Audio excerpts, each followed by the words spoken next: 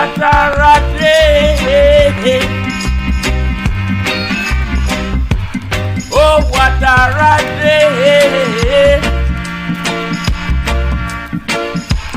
This is a rat race. Rat race. Some are lawful, some are bastard, some are jacket. Oh, what a rat race. Rat race. Some are gargan, some are hooligan, some are guinea gaga. In this fair rat race. Rat race. I'm singing, yeah, when the cat's away. The mice we play. Political violence in your city. Yeah. Don't involve Rasta in your say. I'm saying Rasta don't work for no imperialist. Rat race. Rat race. Rat race. Rat race. I'm saying when you think it's peace and safety, a sudden destruction, boom! Collective security for security. Yeah. Don't forget your history, Africa. Know your destiny in the abundance of water. The food is tasty. Rat race. Rat race. Rat race. Rat race. Oh, what a disgrace to see the human race in a rat race. Rat race. You got a horse race, you got a dog race, you got a human race. But this is a rat race. Rat race. Hey! Africa unite! Our country in this whole of Nigeria, deadly. Don't waste time now. Hey! Hey! How much? I remember Thomas Sankara. Here is a country. Emperor Haile Selassie. Here a citizen Hey! went into the hallowed temple of the city and carted away Abdel the Nasser. the symbol of Walimo. of the National Assembly. And was Hey! what type of example is that? Here is a country where the government allegedly spent 600 billion feeding students at home, students who were on lockdown, and nobody is raising a finger. How on earth do we have a country that cannot cater to its use?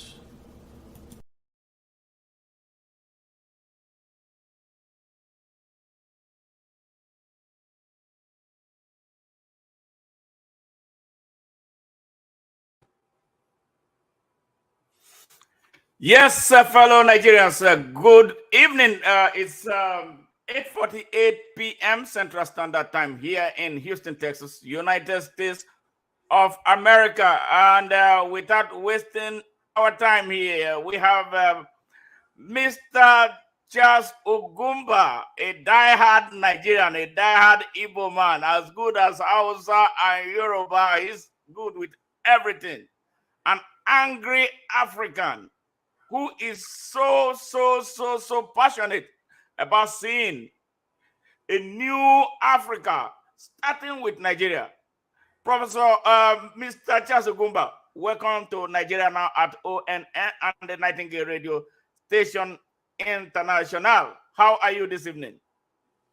I'm doing great, Lion. I'm doing great. Couldn't be better. Great, great to see you. Again, this is the second encounter. We have something very important here. And you are going to tell us, you are going to give us the lead here. We are going to follow your lead. Why are you so angry about Nigeria? I am angry about Nigeria because, much as anybody will say, I witnessed the January 15, 1966 coup because I attended Army Children's School, Kaduna. I witnessed the killings in Kaduna at the railway station in Kaduna in June or July, whatever time that will be, because I was born there. I am angry because anybody can claim whatever they want. Hangers on around military can claim what they want to say. But I joined the Biafran army at 12 years old. I kept going to recruitment centers and they kept flogging me and kicking me out when my mates were standing in line waiting for food to be handed to them. Finally, they got tired because they found a use for me. And that was that I could speak Hausa and I can be used to interview and interrogate captured vandals. Vandals, those are the Nigerian army soldiers, because when they come, they vandalize. They have no respect for the war, for the rules of combat. So we call them vandals. Yes. But not only that, the group that I was enrolled in, Raiders Battalion, Port Harcourt Strike Force Brigade, was required by the Biafran High Command to set up that unit, considering that the commander was the intelligence officer for Nzobo. He understudied Nzobo. And we beat the Nigerian army from Imerienwe to Okomoko, to Akbok, to Ipo, Abara, Ozuahia, Umudeme, Ozuzu. We put them on a tailspin. I am used to beating Fulani in their own game.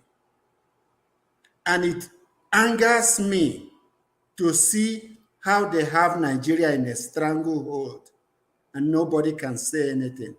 I wake up in the morning just pissed every day, angry. I have a great life. My kids are very ultra successful. I'm close to my grandkids. I have no reason to be angry. But when I see children in Nigeria suffer for no... A child is like AI, artificial. It's an open slate. You can write anything on it. We can make African children be as great as anybody. I raised my own to not be second place to Russian, Indian, German, or Jew. And that is how Nigerians top the classrooms all over America, from Harvard to Johns Hopkins to Yale, Princeton, everywhere you see them. My daughter-in-law is a whiz kid.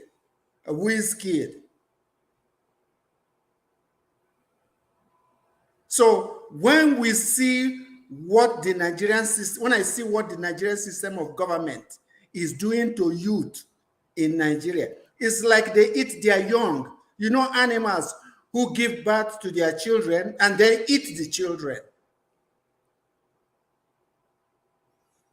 As affluent as the resources of Nigeria, are,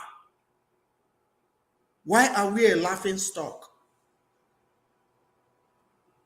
Every 10 years, the Western world puts 100 years gap between them and us.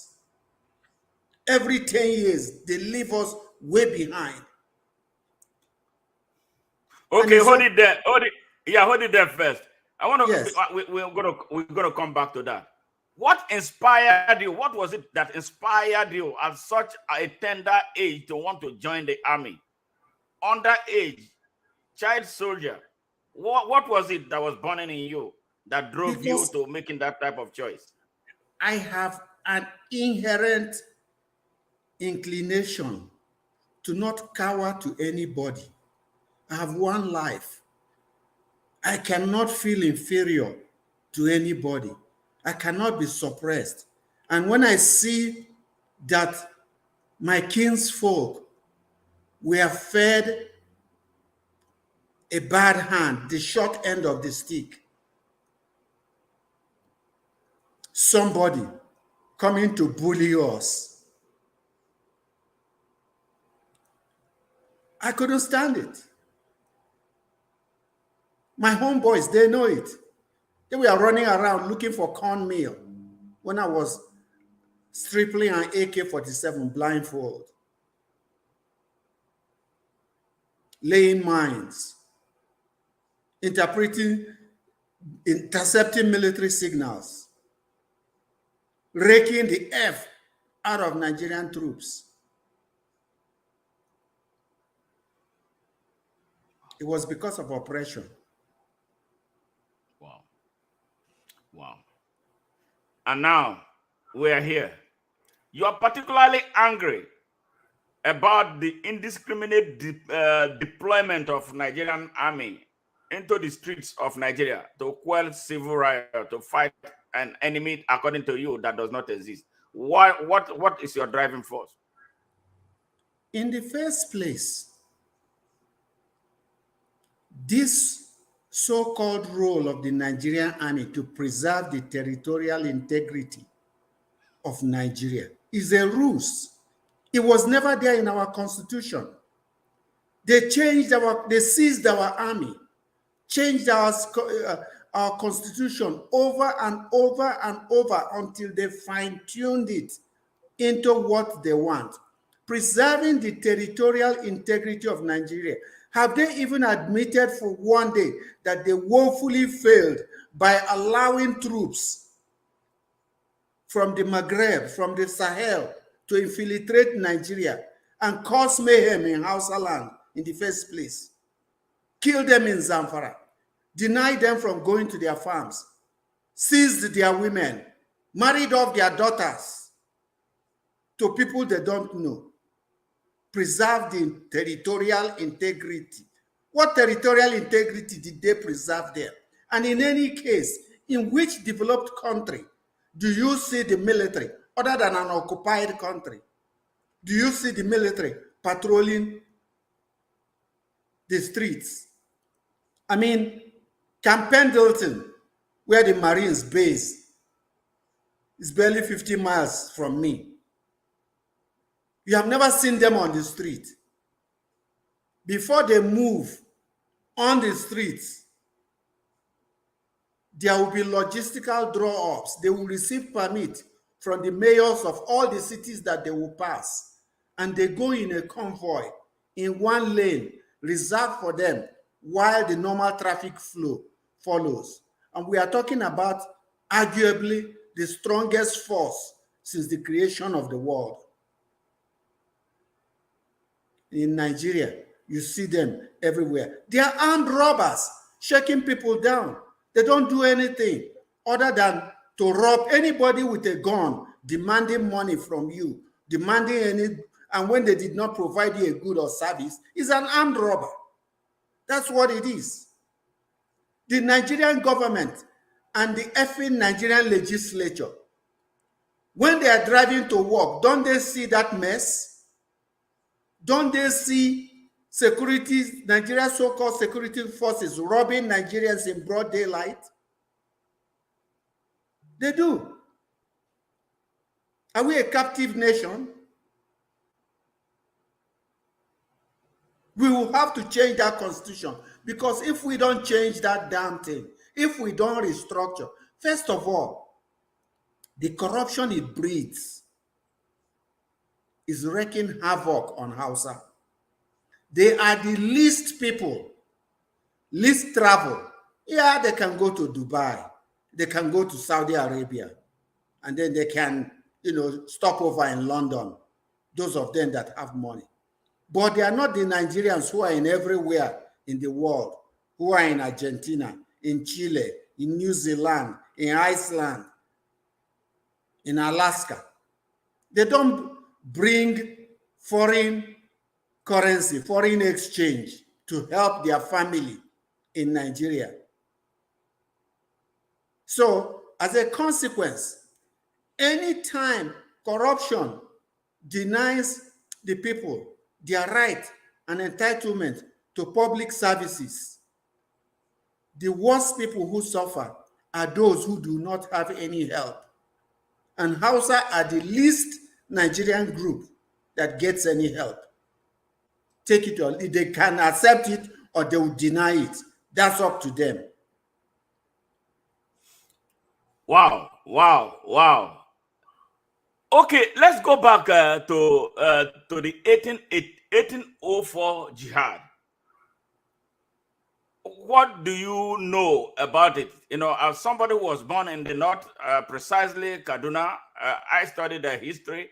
I heard about the 1804 Jihad, heard about the Hausa states and how things went down. Now, from the standpoint of somebody who was born in that part of Nigeria, what do you know? Can you educate us a little bit more on the 1804 Jihad? First of all, I was born in Barnawa, Kaduna. I will not call him king, and he's not an emir, but the Sarki of Barnawa took me like his child because my father worked for white people and he has horses that he rents to white people. And he likes to butter my dad to make sure that the white people use his horse. And they call him an Inusa. They call me Charlie and Inusa. Wow. And because of that, I grew up with them. I played soccer with them. When it comes time, are we having any connection problem? No. Go ahead. We are hearing you. I'm just doing some things. Go ahead. When it comes time for Karatun Alu, when their Malam shows up to come teach them the Quran, I'm usually the only one left holding the ball. And eventually I will join them because otherwise I will just be standing there. My parents didn't care. The only thing they forbid me to do was bara, going to beg for alms like Almajiri. That's the only thing I was forbidden to do because we are Catholics and Christians. So, Usman Danfodio's war over Hausa land was one village at a time. They came with maybe 150, 250 horsemen on horsebacks, and they attacked one village at a time.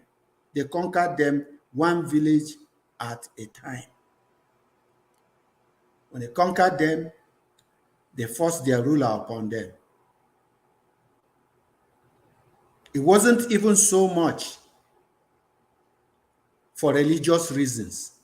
Go ahead. Why I feel that it is not for religious reasons is because, in my opinion,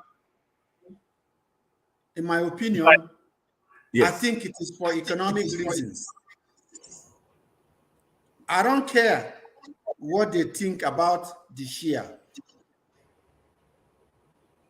The Shia don't fight anybody. Their traditions may have changed, and Islamic mainstream does not like how they worship. But they follow the grandson of the Prophet, sallallahu alaihi wasallam. They follow him, and They had no economic interest. Usman Dan Fodio's sect, which is Sunni, is not so much a sect for religious application. They had economic interest. Their whole basis was economy, finance, religion second. And that is why that is why they have emasculated Nigeria. They still have that economic interest. They want to live like princes of Saudi Arabia in splendor for, work they have not done, something that does not belong to them. And they think it is by force. You have to take it by force. All of Nigeria must wise up to them. These people are not going to go away. Prayer will not change it. Hausa children will not get better. They will get worse. In rags, in tatters, thrown away. You go here in California and leave your dog on a lonely road. Maybe forget to remove the dog tag, the license that links him to you, and they trace you that you abandoned your dog. You will not see daylight for some years, let alone a human being. They let a child who has no idea of what life is, what the elements is. Bad parents do not even go and check their child to see if they still have the blanket at night or have kicked it off. Let alone to leave your child and not know where he is, let him beg for food. You don't care where he sleeps. He's 8 years or 10 years or whatever. What type of religion is that? Tell me, what type of religion is that? Have you ever seen any animal in the animal kingdom abandon their weak child, their calf, let alone a human being? And the reason is because they stripped them. They stripped, the Fulani stripped the Hausa to the bare knuckles. They steal them until the white of their teeth. They steal from them, take everything from them until they are so poor, so impoverished that they cannot even sustain their own children. And it makes me angry because for me, children are my happiest moments. I'm going to 68 years now. I can come down to a 4-year-old and talk with children and play with them and throw a tantrum just like them. I throw a tantrum on my grandkids and they start looking around on their mom because I can get to their level. My happiest time is with children, and it kills me to see a child suffer, to see how they let their children suffer in this 20th century, 21st century. Okay, let me ask you a question, because midway before this particular question that you are responding to, you talked about Bara and then how your parents forbade you. Is this Bara thing, is it traditional? Has it got any religious inclination?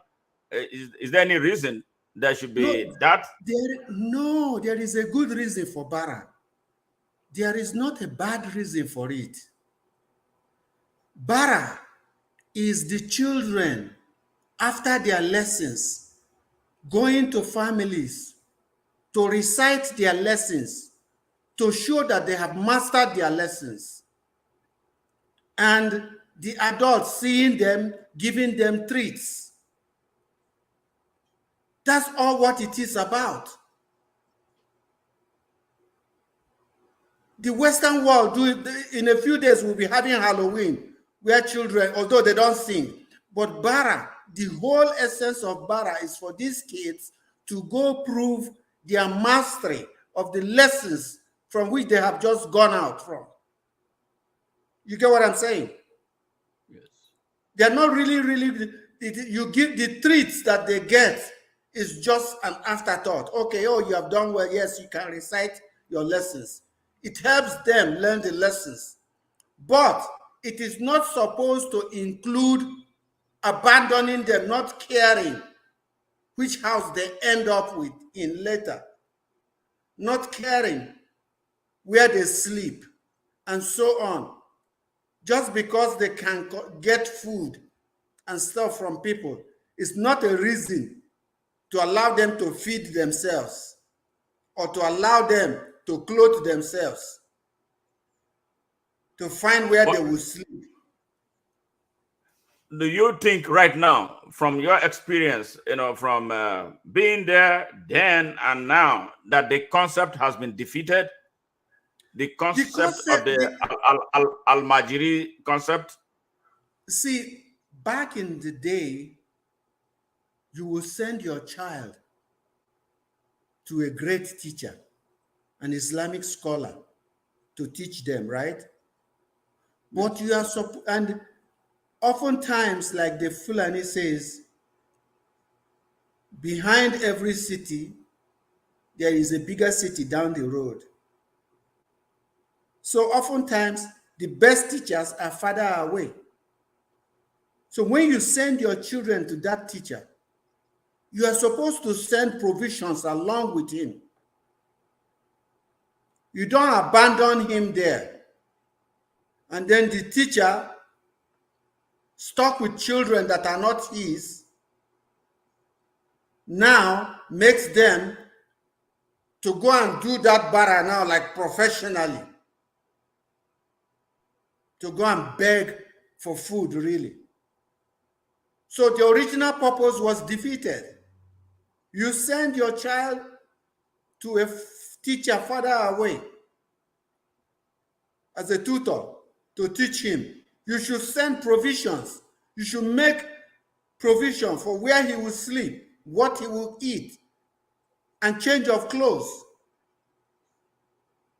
and his welfare. But they don't do that anymore. Or they continue to slack. The human mind can easily corrupt itself. Yes. And the concept was corrupted. Wow. Now, what do you think happened, that is responsible for the corruption of this concept? One, irresponsibility, lack of, I don't know if I would say affection, because how would a child, me, when my grandkids spend the night in my house and I have to take them to school, I iron their clothes so that when they put it on, it's toasty on their body. Children are not supposed to take care of themselves. They're supposed to give. If I go to work, my child's job is to learn. While you put him to learn, you must still cater for him. You cannot, because there is an attendant side of going to recite their lessons for treats. Those treats now take over your responsibility for still providing for them. You now assume that because they can be begged for food and be given food, you don't need to provide food for them anymore. Now, apart from this, these children, there are millions of them out there in the north of Nigeria. Apart from going to these Islamic schools that are mostly not regulated, it doesn't look like they have any other form of structure that will channel them to a pathway to progress in life. Am I right or wrong? There is none, because even here, that's why they have like 3 tiers of primary school. Primary 1 to 6, then you have middle school 6 to 8, and then high school 9 to 12. You can't put an 8-year-old with 9-year-olds for weeks and months on end without the 12-year-old, 13 or 14-year-old corrupting and preying on the younger ones. So when they let them loose like that, mischief becomes part of their structure.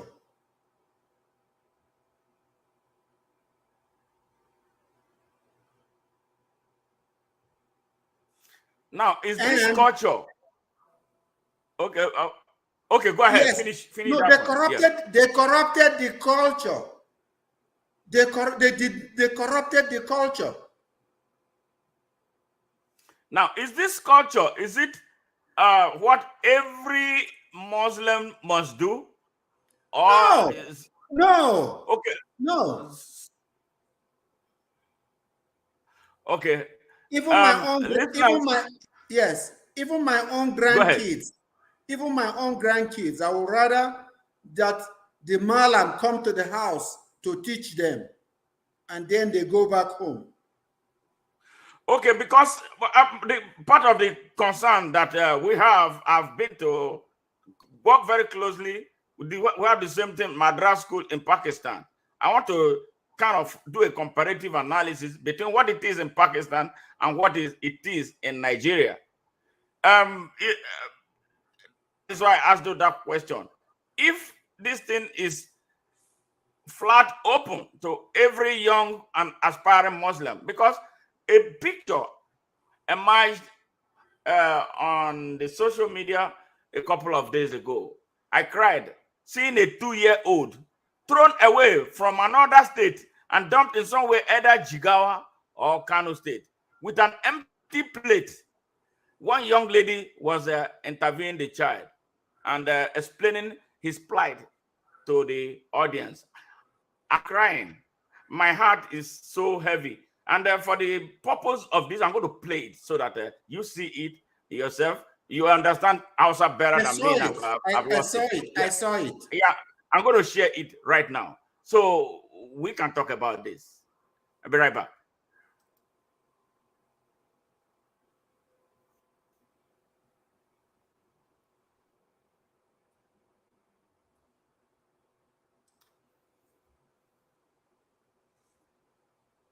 da yayansa shi don Assalamu alaikum wa rahmatullahi ta'ala barakatuh. Yan uwana musulmin duk duniya baki daya. Wannan yaron da kun gan shi, kun ga girman shi bai wuce shekara 7 ba kamar yanda ya faɗa. Duk da ya ce ya zo jihar Kano da yayansa shi don ƙauyen Nada ne an kawo shi almajiranci. To tun lokacin da ya zo a gidan ne yanzu kimanin sati 2 kenan zuwa 3 aka bashi abinci so daya. To kullun sai ya zo ya ce wa umarmu gashi ya zo har ta kai ta kawo ana ajiye mishi abinci a jira zuwa shi koda bai zo din ba. Na tambaye shi shin a makarantar su ana bashi abinci da safe yace a'a, da rana fa yace a'a, da daddare fa yace a'a. Na tambaye shi iyayen shi sun turo shi da abinci ne yace a'a. To na san dai ba da kyar a sami iyayen da su dauki dan su kawo makaranta babu abinci sai dai idan karewa yi. Na fara magana akan ku iyaye. Idan har ba za ku iya ƴaƴa ba ku rene su ku tarbiyyantar da su a cikin jikinku dan me yasa za ku tara ƴaƴan da kuka san sun fi ƙarfin reno an sani annabi Muhammad sallallahu alaihi wasallam ya ce ku yi aure suna ce mai ƙarfi kuma ku hayyafa mai alfahari da ku amma kuma idan za ku duba a musulunci gaba ɗayan sauƙi ne da maslaha idan baka da halin tarbiyyantar da yaro 20 ina laifin ka haifi 5 ka tarbiyyantar da shi duniya ta yi alfahari da shi lahira ma ai alfahari da kai yanzu kamar wannan yaron almajiri ne ya taso ya fara rayuwarsa a haka a ce bai samu ci ba yanzu bai samu sha ba yanzu ba haka girma a ce ni daddar ma bai samu ba washi gari kuna ganin idan ya ga sako ba zai yi sata ba idan ya san daɗin ƙoshi da sata ba zai daina ba idan mutanen unguwa suka gane shi ɓarawo ne ba a san gidansa ba a san ubansa ba a san iyayensa ba za su ɗauki mummunan mataki a kansa maybe su ji mishi ciwo har ya kai yana fito na fito da waɗanda yake ganin suna da yanci sun ki taimaka mishi. A ɓangaren malami idan ka ce za ka yi karantarwa, to karatu yana nufin karatu ne, tarbiyya sai karatu. Ka ciyar da mutum da ilimi kuma ka ciyar da shi da abinci, saboda yunwa tana iya tarwatsa kowace iriyar tarbiyya, mace da namiji. Iyayenmu da malamanmu, don Allah ku ji tsoron Allah, mu abu tsakaninmu da Allah, mu daina yi dangane idin mutane. Allah ya sa mu dace. Allah ya sa mu dace. Brother Ugwumba, what do you think about this? No, I showed this to my 17-year-old, my youngest daughter. She was crying. He said, is it the country where we come from? You, father, this is where you come from. This is happening there. I say, you see why I am restive? She was crying, really, so badly. Yes, Lions. See, part of this also is the job of social workers. Our economy has the money, the resources to be able to send social workers into communities to teach them about family planning, family size relative to income, pregnancy prevention, and so on. All of those things. Those are part of education. If you go back and trace this child, if he should get a cough, who knows whether it's a viral cough or it's just caused by bacteria? He could die easy from pneumonia. He's wearing clothes that are just flimsy, light cotton. So, family size relative to income and even knowledge, because knowledge is of two kinds. You know a subject yourself or where to get information on it. It does not really matter if his parents are not educated. The state should have social service people who go to talk to parents about family size, about having children that you can take care of. A while back, I interviewed a professor of sociology, and I took him on the issue of Nigeria's social welfare policy. He could not advance any. And it was very clear, and I believe it's very clear, that Nigeria does not have any social welfare policy that can translate into social security. That is a problem. But here comes a section of the country where governors collect allocations from the federal reserve, whatever it is. They share money every month to these people. And these people put this money into their pocket. They have, they travel wide. Their children are not out there. So why is it that these people, the people in the north of Nigeria, I mean the citizens of Nigeria from that part of Nigeria, why is it that they are not able to hold their leaders to account?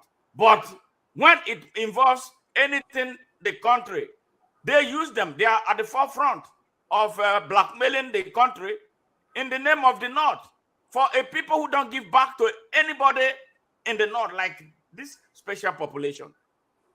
What do you in the first place, it's not just the North.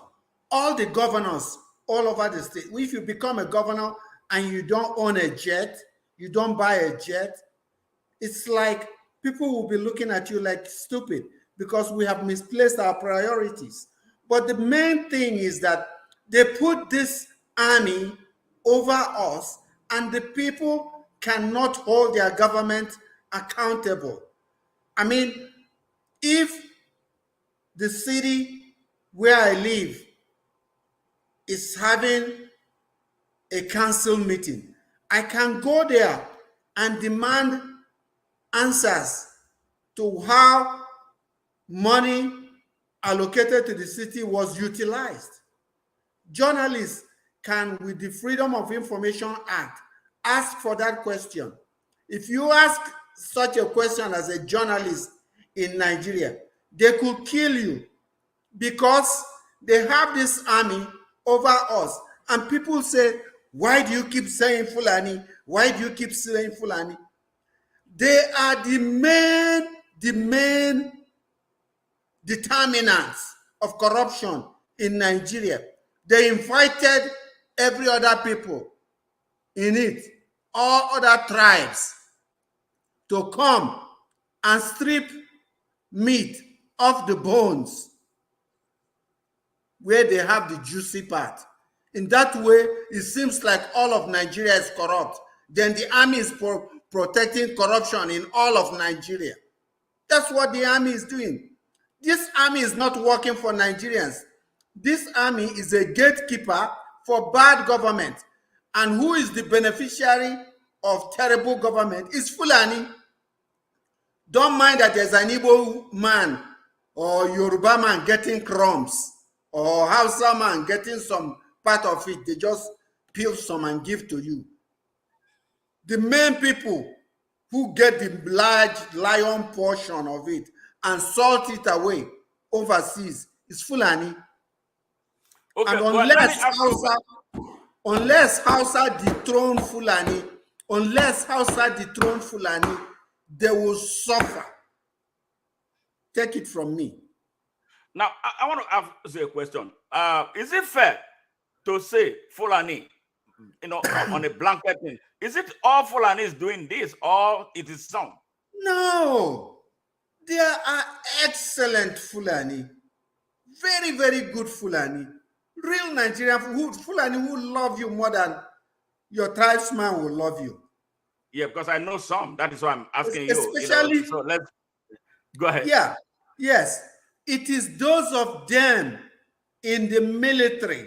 They were the ones who sowed, germinated, and are harvesting the corruption by the use of coercive force. What they did is that they corralled the Hausa with religion and used religion to seize political power. And with the political power in their hands, they continue to make economic decisions that benefit them. Every other person getting crumbs. All Nigeria is corrupt, but the kingpin is Fulani, and I will say it until I die. Now, how can we get away from this quagmire? First of all, we must pour into the streets. In the first place, we must demand that the role that this army, which is supported with our taxes, is playing, we don't want it anymore. We want to change it. We have a right to decide and determine how our army is used. Our army cannot be used against us. And our legislators must pass the bills that reorder the army. Nigeria must restructure. If they don't restructure, last year a dollar was 700 some dollars. Now it's 900. Imagine what will Nigeria be like if it gets to 2,000. There will still be rich people in Nigeria. There will still be people who are not bothering about anything, but the talaka, the peasants, the ordinary people will suffer. We have a country that is dirty, that is nasty. Sewers are open, nasty sewers. I will throw up to eat there now because my life has changed. I'm not used to that mess anymore. I will throw up practically. Nasty. When I was a child and went to school, the environment was clean. We walked miles on foot. You walk 1 mile on foot today, you're getting worms. You are getting infections that will not show now, that will show in years later in your life.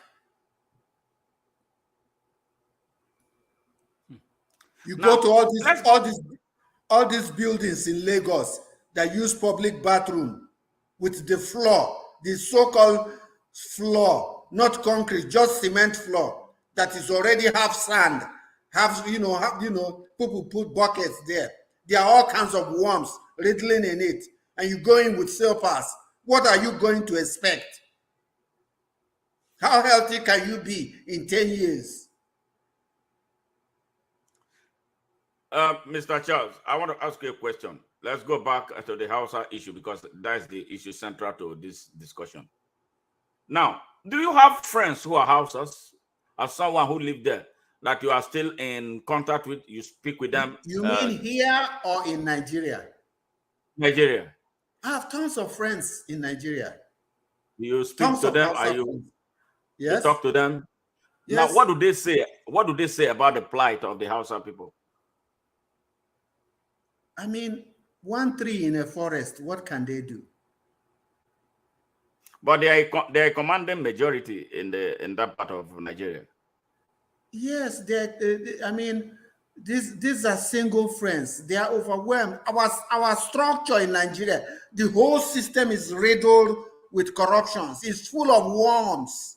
One worm don't make a difference. We have to tear the whole thing down. And why it annoys me is because I walk around. I don't care, again, whether you are Russian, German, or Jew. I'm a black man. Biladi al Sudan. I'm a black man. I am superior. Hematite. Blood originally starts from me. That's why I'm black. I'm superior. I walk out superior. And when I see my country inferior to other races in the world, a laughing stock, pisses me off. Pisses me off.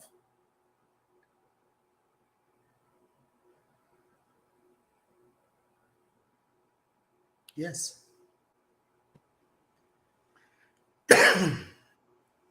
Yeah, we had a little connection issue there. Yes, go ahead. From where you stopped. Yes, I was saying, those people, we have to have a reorientation. That is why we should not stop. We should keep saying these things so that even as a basis, the Nigerian people, especially Hausa, get to have an understanding of their plight. I barely take friends who are Igbos, my own so-called people. I don't need them. I don't like their ways because they are more about profit, suffering and smiling. They are okay with that. I choose Hausa because they are good. The Igbo people call Hausa Ndiba Kwomi. For them, they give everything. Allah ya Isa. When you wrong a Hausa man, he leaves it to God. You know what I'm saying? But God gave us will. God gave us will. And that will is for us to determine what is good for us. Yes. Now, faith. anybody, faith. Faith, yeah, go ahead. Go ahead. Finish. Praying faith without works, practicing your religion, praying 7 times a day, it means nothing if you do not go out in the streets every chance you get. You call iniquity what it is. You call wrong what it is. You must put your finger at the pulse of your problem. You can't have your problem and you are confused, about what is the cause. You got to know your problem. Okay, and the problem of the Hausa is corruption in Nigeria. Period. And corruption in Nigeria is Fulani. If Fulani says they are not the cause, let them restructure Nigeria so that we can have a better Nigeria. Let them be the forefront advocating, because this thing we got called Nigeria, and I have to tell you, I am trying so hard not to curse. I am trying so because every statement Please, that I make, please don't. in this one, Yes. I'm just trying not to curse. Yeah, please don't. Not to use foul words because that's just profanity is the way I feel.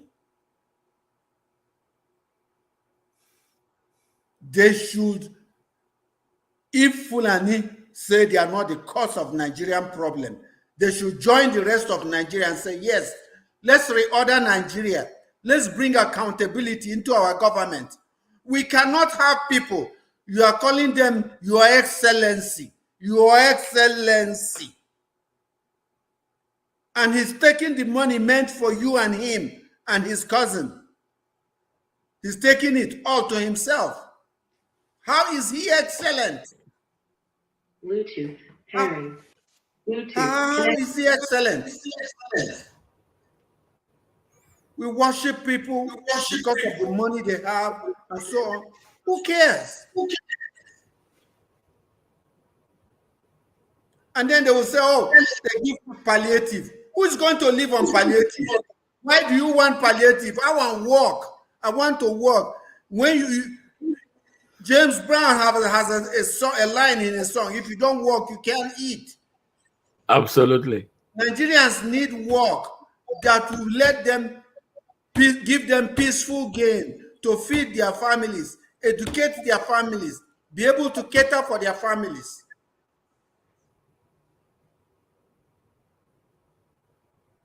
Absolutely. Why would anybody spend 20 years learning a skill and they still cannot provide for their family? You do 12 years of up to secondary school, go to college, you get a job, the job cannot pay for your transport fare to go to work. And you live with a curtain, just one curtain and one bed, and the children sleep on the floor. If any of them has a cough, it becomes a big ticket item, because to go to the chemist to get, why black people? Why Africans? Why do Africans have to suffer? Why? We all have our damn phones. We see how the rest of the world lives.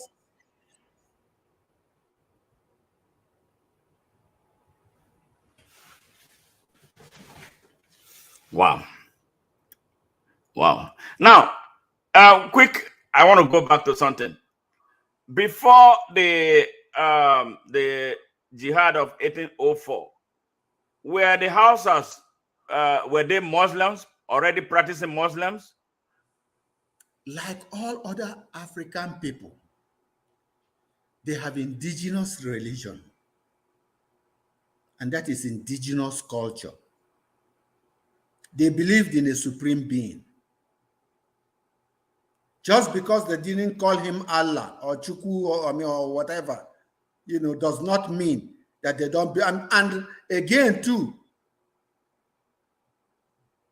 I don't know anybody who has talked to God and who said before the advent of a religion, before people actually knew his identity and how to worship him, that all those who did not worship him the way he prefers will be condemned. I don't believe that. Hausa have a tradition going back thousands of years.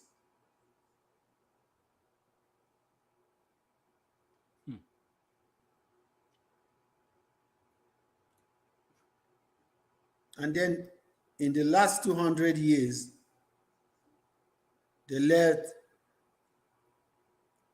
Fulani sit on their throne in their cities. And they tie bandage in his head. Tie bandage and tie bandage and tie bandage and bow to him. They bow to him. The Yoruba people, they prostrate. They prostrate. I am Igbo. We don't prostrate for anybody. We don't bow to anybody. And if Fulani don't like it, they better go ask somebody.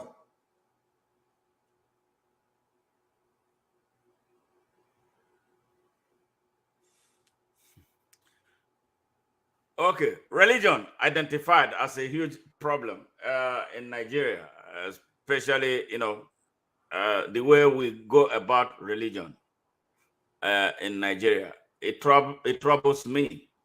But I'm more troubled by how people get so extreme with religion that they want to kill someone without even knowing if you are an opposing religion or not. I speak this because I am a victim right here. This is my forearm. Kano riot, 1991. I was stabbed. This is my lifetime thing. And if there's any reason why I am the way I am, I want to do what I can to inspire the killing of ignorance in Nigeria. This is one of the reasons. And this was one of the things that forced me out of Nigeria. Yes, 1991. They killed my friend. Let me tell you my own experience with that. I had a board meeting at Teritex, Kano, Independence Way, Kano, Teritex. It's Mr. The managing director of the company is Mr. Harayani. Somewhere on my road, after I passed Zaria going to Kano, I had a blown tire. So I let the car sit there, and I took transport and went to Kano. After the meeting, I came out to the street to look for taxi, and everything was just like there had been, there's nobody on the street. Nobody. Wow. It was later that I learned that the Maitasine group just passed there, killing people. That's how I escaped it. I came out maybe some minutes after their wave has passed there. Wow. In a street that I know like the back of my hand, all of a sudden it's empty. So, yes, that. And then living in Kaduna, I lived in, Ugwumba Azu. First of all, it was Krumi Mashi. My boundary was with the NDA. Many NDA kids, boys, used to come and spend their off day in my house. Just been married then with one child, living in a room and parlor first. Some of them became generals.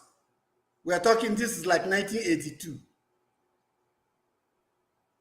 Wow.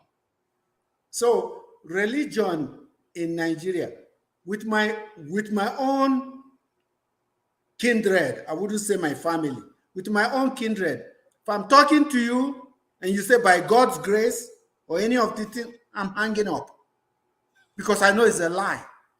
You don't mean what you said. I know God. I don't want to hear your own version of God. Leave God out of the discussion.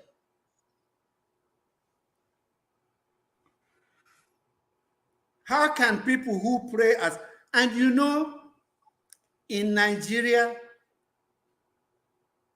in the early 80s, they didn't build mosques on government property. It started bit by bit. If the director or whoever there is a Muslim, at certain hours of the day, he can't be seen, but because supposedly he's praying. Then they started building mosque there. Then Christians started having prayer groups there. And everybody is trying to out-religion each other. Everybody trying to out-religion each other. And now we have we have religion all over the place. As if and you see I saw this story on Facebook. Somebody with bone cancer.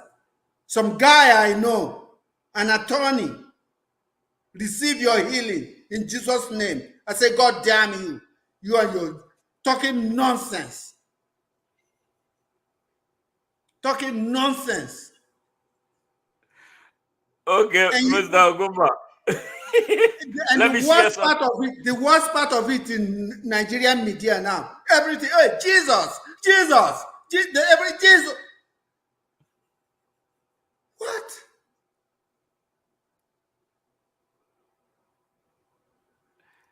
Yeah. I don't know what's going on. Something is not right with us. Just give me a second. Let me share this with you to see.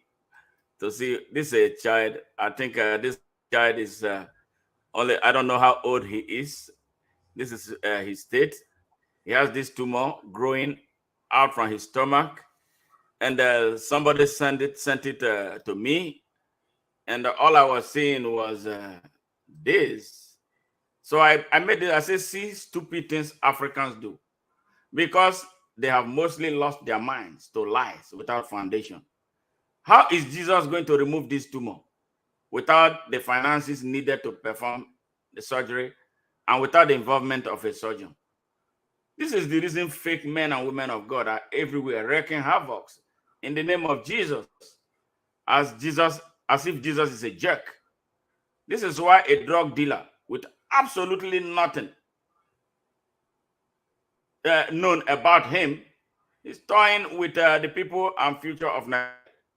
This call for this type of prayers for a sick, poor boy with a tumor that can be removed surgically is a pure African insanity. If you go down, you see.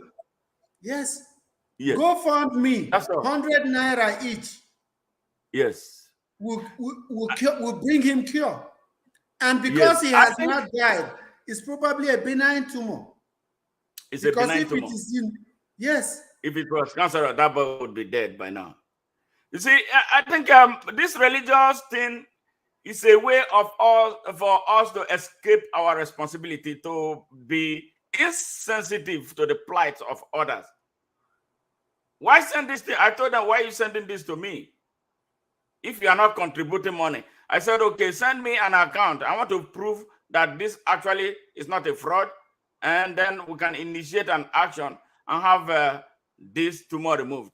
Since then, I haven't heard anything from anybody. Not even one person. They just keep saying, receive your healing in Jesus' name. That there is a doctor already that we did know how to perform surgery. Isn't that more than enough miracle from Jesus? What is our people looking for? What's wrong with us? It is not that they are trying to use religion for any other purpose other than what they want to use religion for. And that is for fraud. If you think that I am religious and have fear of God, chances are you will loosen your, your focus on me. You'll be less worried. You will not think so much as not trust me. There used to be a Nigerian, we had a vice president who is a pastor. Vice president, pastor. A thief, pastor. He used that pastor to appear as if he is clean. And some people believe him.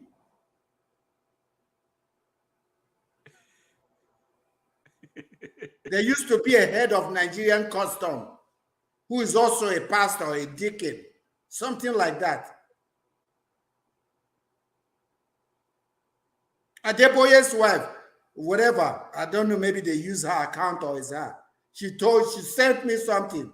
Oh, there's something, the blessing coming for you. I said, call your husband, let me bless him.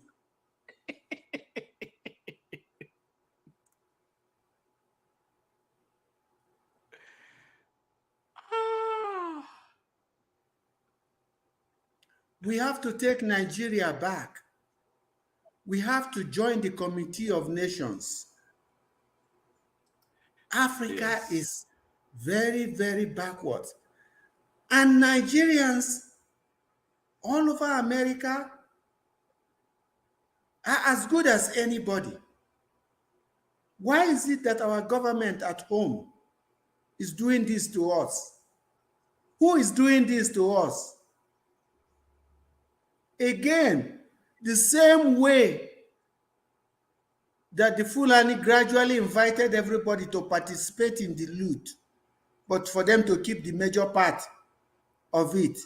That is the same way that Tinubu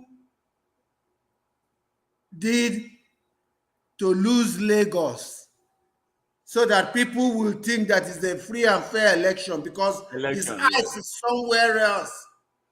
You're right. Protecting the integrity of Nigeria. For months, they were dumping PVC cards. Underage people were voting. Nobody said, halt the election. This thing is not going to be fair.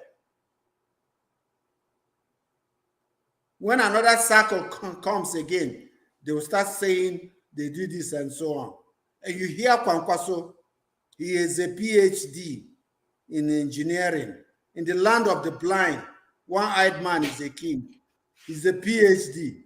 He could not illustrate any meaningful economic ideas to revive Nigeria. Him and Peter Obi are fighting about who will lead. And he had no ideas. No ideas.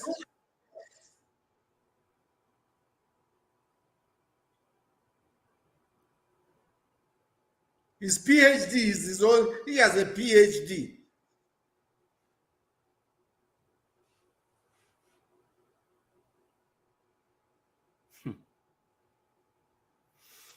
Wow. Well, listeners, viewers from around the world, you've been listening to Mr. Charles Ugwumba, a US-based Nigerian, Biafran, Igbo, Yoruba, everything he understands is an embodiment of Nigeria. Very, very passionate patriot who wants to see a reversal of the destruction of Nigeria. You can see, the passion, you can feel it. Now we are at a crossroad right here, Mr. Ugwumba. Nigeria went to the polls on the 25th of February, 2023, and midway into the whole thing, they chose a particular time when Nigerians were asleep, and to announce a result that threw up a big constitutional confusion in Nigeria that has become intractable. And then we are having somebody who apparently did not win an election with a terrible drug history here in the United States, sitting illegitimately and illegally on the presidency of Nigeria. What do you think is a way out of this? Are you disgusted by what is happening in Nigeria? First of all, the army gets a cut. I don't care what they say. The generals get a cut of the corruption in government to keep the government afloat so that the corruption continues. That's one thing for sure. Every fortune in Nigeria is somebody who has made money either by working in government or in politics or in doing government contracts. That's how money is made in Nigeria. Whether we want it or not, let everybody look at Tinubu and just imagine, does he seem like the embodiment of the leader of Nigeria? At no time did he sufficiently debate the issues of Nigeria and profile his own understanding of Nigeria. He stayed in Dubai and London throughout the time. When he wanted to see people or confer with them, he books them to a flight. It's his handlers book the people to a flight. They come and see him in London. They announce their manifesto at Chatham House and all of that. The first order of business for Nigeria is that we have to restructure. We have to restructure. Even people like Obasanjo, Wole Soyinka, when they are there, they act like there is a gun to their head, like they don't know the problems of Nigeria. When Obasanjo talked about Operation Feed the Nation, it was because he was salting money away that he will use for his own personal farm. It's not because he had any concern for Nigeria. So with that, with the issue of Tinubu, there is nothing we can do until we cage our army. And the only way to do that is that there should be mass protests in Nigeria. We have to tell our legislators that we want our constitution revised so that we can have one that has accountability built into it.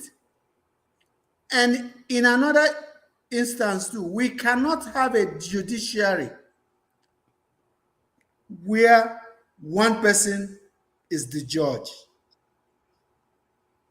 The judge is supposed to guide a jury of ordinary Nigerians about the provisions of the law. Mechanics, vulcanizers, nurses, teachers, and so on. They hear the case, and you tell them what the law provides. They listen to it and they find the person guilty or not guilty. That is how we can have fair justice. We can't have somebody who will act on his own whim, who can be bought, who can be dictated to from above to be the judge, and he's handing out sentences as he sees fit. We can't have a federal police. A federal police, for goodness sake, whereas every community knows where their boundaries are. They know all their forests. They know the likely place for people to go and hide. If anybody was to come into their community, they have their own police. If their police is not adequate in numbers, you have police volunteers. Nigeria does not have the spirit of volunteerism. The work of the people can never have enough people doing it. That is why even in primary schools, when you give a 24-year-old girl 37 and 8-year-olds to take care of, she's not able to do it. Grandparents, 4 or 5, should be helping her in the classroom to teach simple arithmetic, how to read, watching children at recess, so that there is no bullying going on. We don't need to reinvent the wheel. We just have to look at how the civilized world has done it and just do it like that. We can have our own version of democracy where people are allowed to steal ad infinitum. That's not right.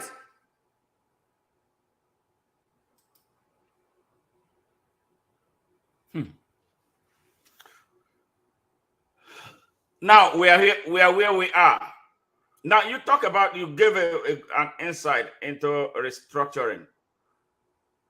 You made mention of about jury, which is what works here in the United States, where you and I live. And coming from my hometown, I think we have the jury system We call it in our women. native system. Yes, in our native Yes, system. in our native system. So it means it's very clear that we had a system that we are refusing to allow to work. Why can't we take this system and bring it into the state of Nigeria and let That's Nigeria work? That's why we need to restructure our constitution. We have to change how our judiciary works. We have to change our police. I don't need somebody from Kazaure in my village to come and find who the criminals are. The people in my village, they know the place where the men who have been bad kids from start, where they congregate and play cards and do drugs and arrange prostitution.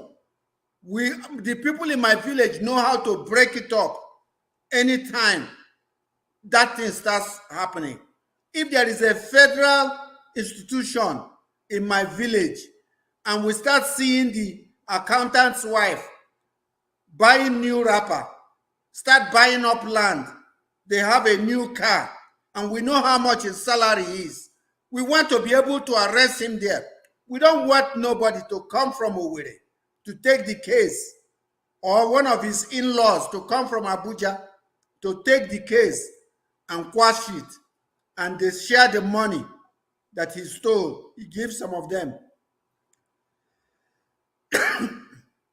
Those are the things. We have to restructure our damn constitution. They kept doing military coup after military coup. They suspend the constitution. They appoint people to come and do a new constitution. Those people were not elected. They were appointed. They don't represent the people of the will. After they review the constitution, these people take it to the back room and decide what will be approved. And then they appoint a new people to approve it. We don't want that. We want every community to go back to the drawing board and decide how we want to be Nigeria. Otherwise, like I say, I am an enemy of this present Nigeria as constituted. And you don't have to be part of it. This is me putting my own life on the line. I don't care if they have agents in America. I'm always packing.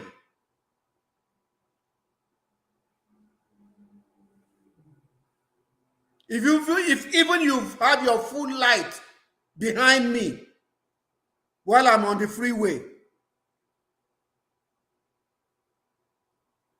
you will have questions to answer.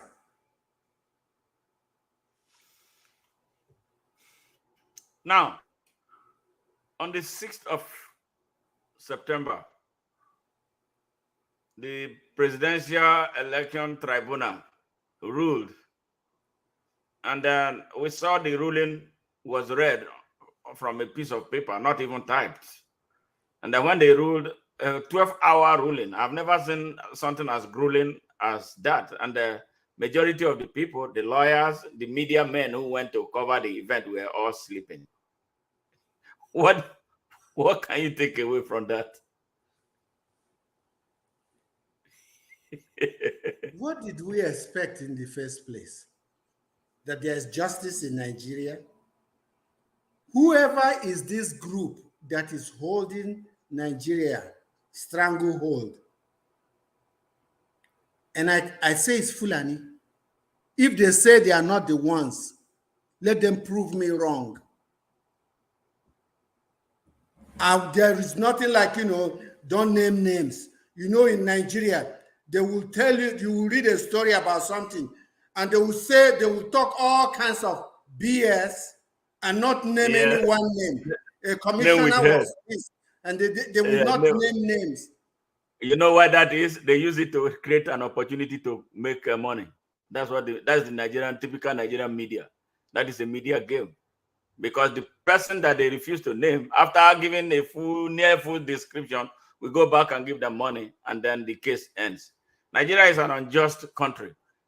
So Mr. Ugwumba, it's been such a wonderful moment talking to you. I want to take you back to your young military days. You talked about Nzogo walking behind somebody who was understudied or underworking, working with Nzogo. Did you ever have a personal encounter with Nzogo? No, no, no, no, no. I didn't. Even in Kaduna, I did not even meet him. But I did meet Obasanjo, and I played soccer with Domkat Bali. I knew Bali when he was the second lieutenant in Warfield Battery, Nigerian Army Artillery. I was in primary 5, probably about 11 years old or 10 years old, because I went to school early too. But him being young, he was probably around 22, 23 then. He would come out and join us and play soccer. I never met Nzogu, but his intelligence officer at 5th Battalion, Enugu, Lazarus Njoko, Biafran Army Candidate, Officer Candidate School, number 0098. I was his batsman, his understudy for years. For the 2.5 years I was in the Biafran Army. There was nothing he could not do. There was nothing he could not do. And that was why our sector, the Port Harcourt axis, where Raiders Battalion is, Port Harcourt Strike Force Brigade. Bluetooth pairing. At no time were Nigerian vandals not in retreat. At no time were they not in retreat. If it was not for the cutoff at Aba sector, where Marine Commandos beat 12th Division and our area was exposed, we were heading for Port Harcourt. Biafra needed Port Harcourt to take care of the blockade that had been put on them. Because of the activities in our axis, all those rich cassava farmlands, which Biafra lost and caused a lot of starvation, were, recouped. I did not go to infantry. I was in Raiders Battalion in the guerrilla unit and studied terrain, military signals, explosives, you name it. I never fought in war. I never fought, but I did a lot of Reiki. And I did a lot of transferring signals from brigade headquarters to TAC headquarters to the commander in the front. I saw everything. And the reason also was because I could read. I was very articulate in English. My father worked for white people. I grew up with white kids. I read better than the typical ordinary Nigerian.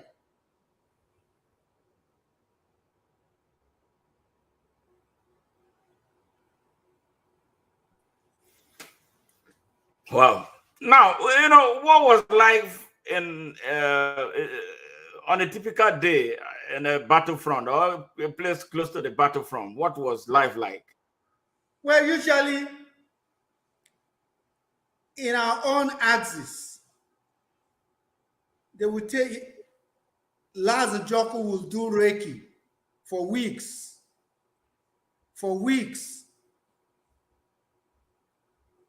Laying mines on their retreat behind them for weeks. They even became afraid to start operations against us because they didn't know if our own retreat we had planted mine. He will start with them. Well, let's not even go into those details now. They are unnecessary. But most of it was Reiki, Reiki, Reiki. And that is why I said Even this Nigerian army, I like Iraqis. Iraqis did not give the American army any daylight. They said, we will all die or you will leave our land. Even this Nigerian army, communities should have their leaders with phones to notify each other of when they are coming. Because if they are going to the next village, since nobody censors what they do, who they kill, if they are going to the next village and pass you today, and you don't say anything or do anything, the next time it will be your turn. And if they ever go to any Nigerian village to go shoot up people, civilians, like in marketplaces, which they do, they should not find their way back. It don't matter how many they are. They should not find their way back. Because when the whole country, when they are fighting wars in hundreds of fronts, when every day they have to thank God to make it back to barracks, because all you need to do is take an anti-tank personnel, one or two, just one or two, and those tanks that it don't matter how many that they are coming in, they come for you.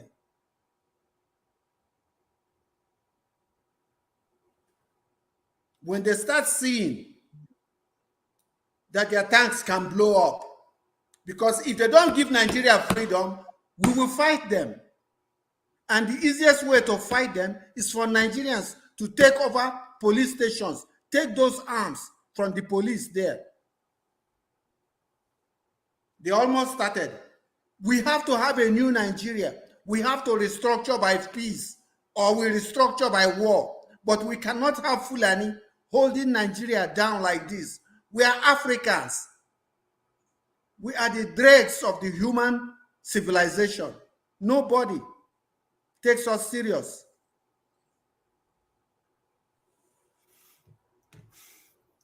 Great. Before we go, there is so much going on in Africa right now, especially the west of Africa. Coups over coups, and especially this growing anti-European, especially anti-France sentiment in countries across the west of Africa.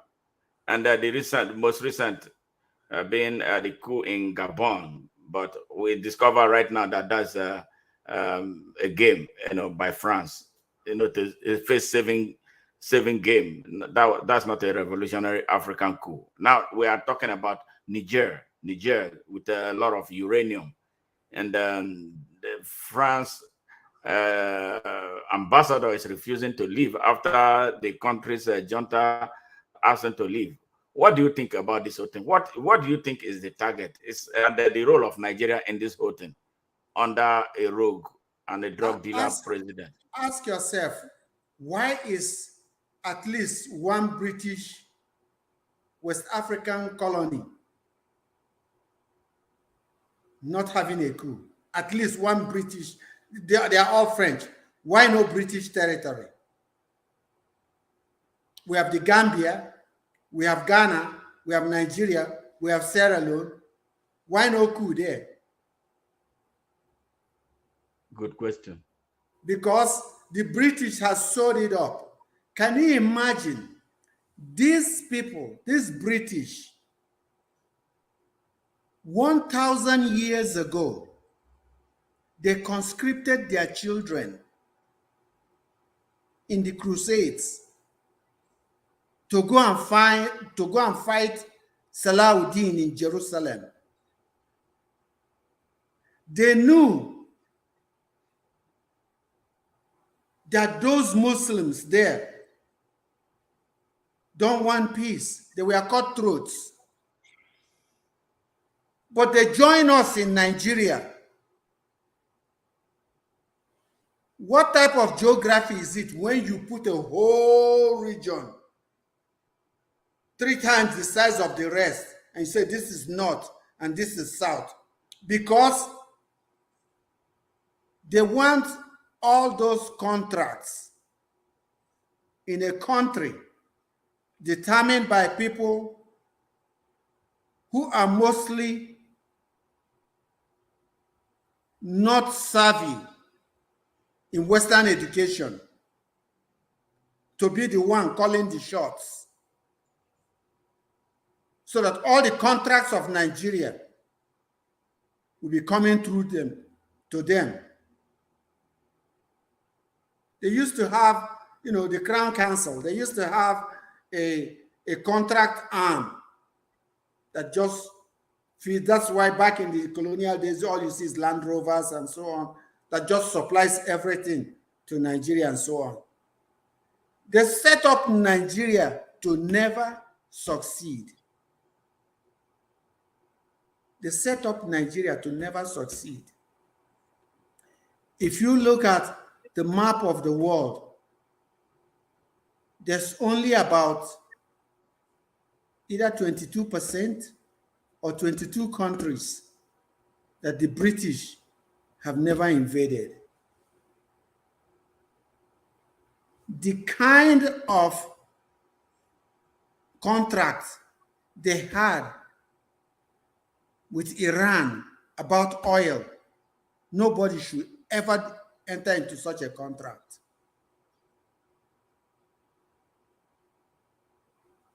What is money? What is money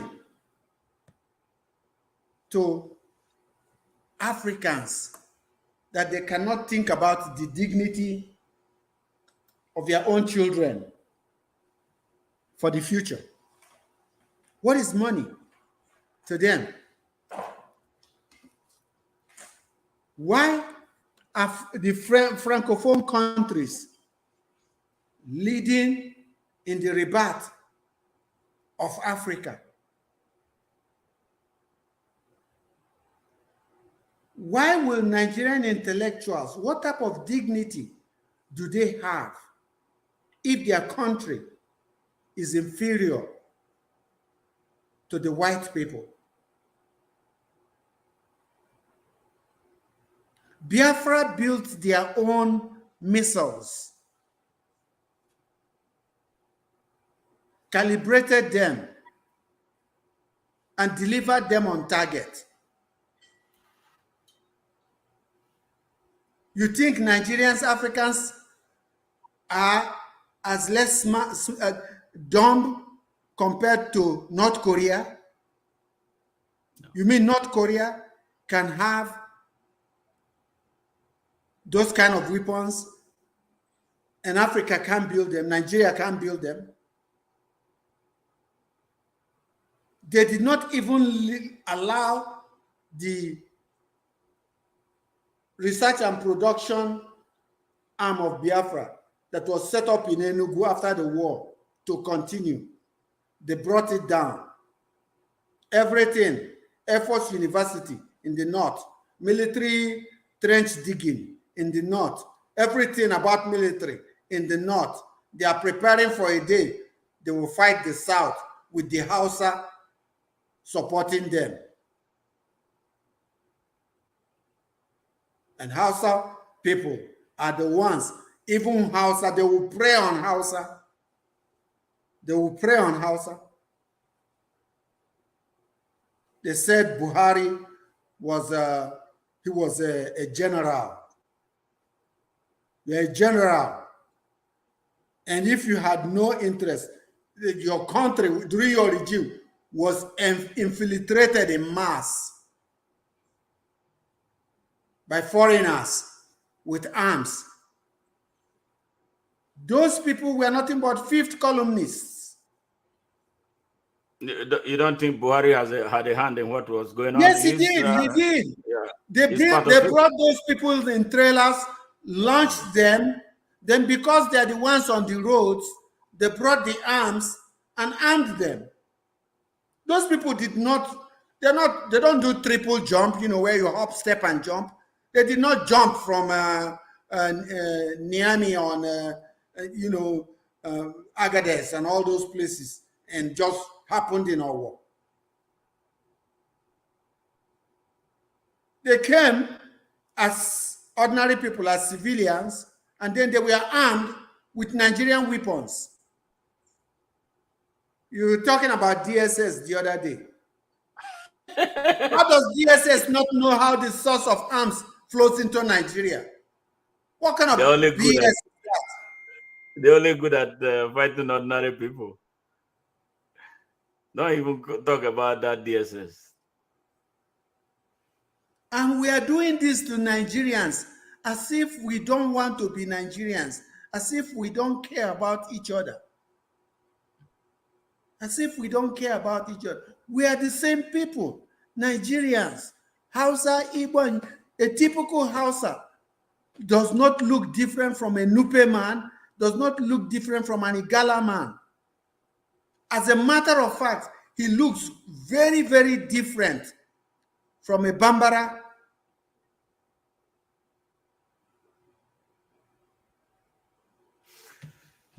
Yes, Mr. Ugwumba, we've been here 1 hour, 36 minutes. I got 2 more questions. And the last thing that I'm going to ask you is your final parting words for the Hausa people of Nigeria about their plight. But before then, something happened a few days ago. There was a Wale Soyinka making a disparaging remark about the outcome of the immediate past sham election, that Peter Obi did not win that election, and that the Labour Party, to the bewilderment of everybody, is a regional party. I don't know how he arrived at. I'm going to play that clip for you. Something what you think about that, and I will give my own opinion as a Nigerian with a right to freedom of expression. Let us hear this, what this man had to say about this. And it has been something that has been raging on the social media since the past couple of days. Here for you. It's unfortunate that because the two things happened, first of all. One party took over the labor movement, which is one of my favorite movements also. Bluetooth. And Bluetooth connected. These recent elections. It's unfortunate that because the 2 things happened, first of all. One party took over the labor movement, which is one of my favorite movements also. And then it became a regional party, more than, whereas it was a marvelous breach into the established 2 camps. Peter Obi achieved something remarkable there, that he broke that mold. Yes, however, he did not win the election. In addition, my own organization has a monitoring unit, you know the one I'm talking about. And so I could say categorically that Peter Obi's party came 3rd, not even 2nd. And that the leadership knew it. Well, they wanted to do what we call in Yoruba, Bajue. That is, you know, you have force of arms. You also have force of lies. And it was gearing up towards the Harlem. They were going to send some of the hardliners, were going to send crowds, young people into the streets to demonstrate. I'm always ready to be among such demonstrators, but only on the banner of truth, not of lies, not of deceit.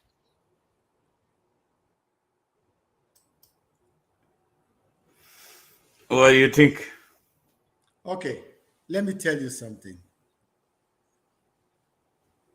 In Nigeria, the Yoruba have bought the frame of mind that we will all never be equal, that it will always be Hausa Fulani. So the second position is reserved for Igbo and Yoruba to jostle for. That is why they always have their feet across the fence. They are part for Hausa Fulani and they are part for Southern Nigeria. Every Yoruba intellectual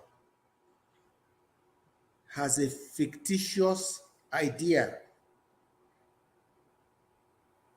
to place Igbo third to themselves, even when they lie. For somebody like that, what he's doing is discounting Peter Obi. He did not even say that Peter Obi is intellectually superior to Tinubu, had better ideas to move Nigeria forward, that he used to be part of the Labour Party. He said that. He did not say that the Labour Party had great ideas. What he did was belittle him. There's a story today that Nnamdi Kanu's lawyer has begged Tinubu to not continue with Buhari's hatred of Igbo and release Mazi Nnamdi Kanu. Begged. I will swear to you that that story was written by a Yoruba man. Igbos don't beg. We don't prostrate. We don't bow to anybody. All Nnamdi Kanu is asking for is equity and justice in a fair Nigeria. And we will not beg for him to be free. So, what you see here is Yoruba duplicity. I went to a boarding school in Yoruba land, in Akure, in March of 1960. Immediately the war ended.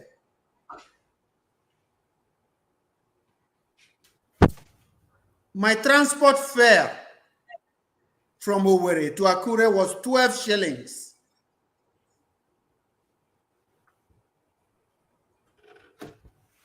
I was the first person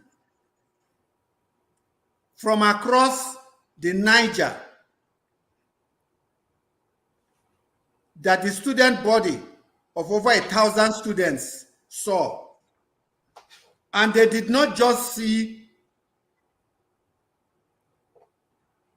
a Nigerian or an Igbo person. They saw a 15-year-old that had fought in the war, that had been in the army. And I didn't take any bull from them. So I know them to their core. That is how they are. Anytime it evolves, you will see them Sorosoke, wait here. They can riot. But that is the extent of it. If you know how kids do, you come behind them and yell, they scamper. They never stand on strong ground. They will always find a way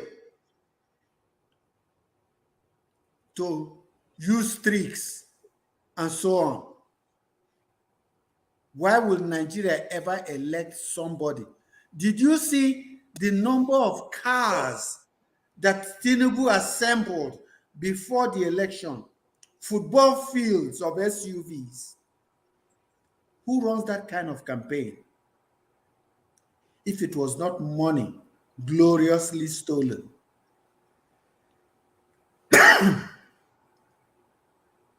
He sees nothing of default. That fool that they call Wole Soyinka, he sees nothing wrong with the election. He can make those statements. He did not see the PVCs being dumped. He did not see underage children being registered. He did not see that for all intents and purposes, that election was rigged. But to put Peter Obi down, he says, he did not even come second, he was third. And he's saying it with his foolish white hairs in his head. He should learn to speak the truth before he dies. Well, I think he's been receiving a lot of backlashes from across Nigeria, including It Yoruba. will not affect him because he has been paid. He's going today, in return, he's smiling to the bank. Yes, he's smiling all the way to the bank. Yeah, for that statement, that's what a lot of people are saying, and a lot of people are putting arguing from the medical standpoint that he's perhaps demented, he lost his mind and stuff like that. No, money cures everything.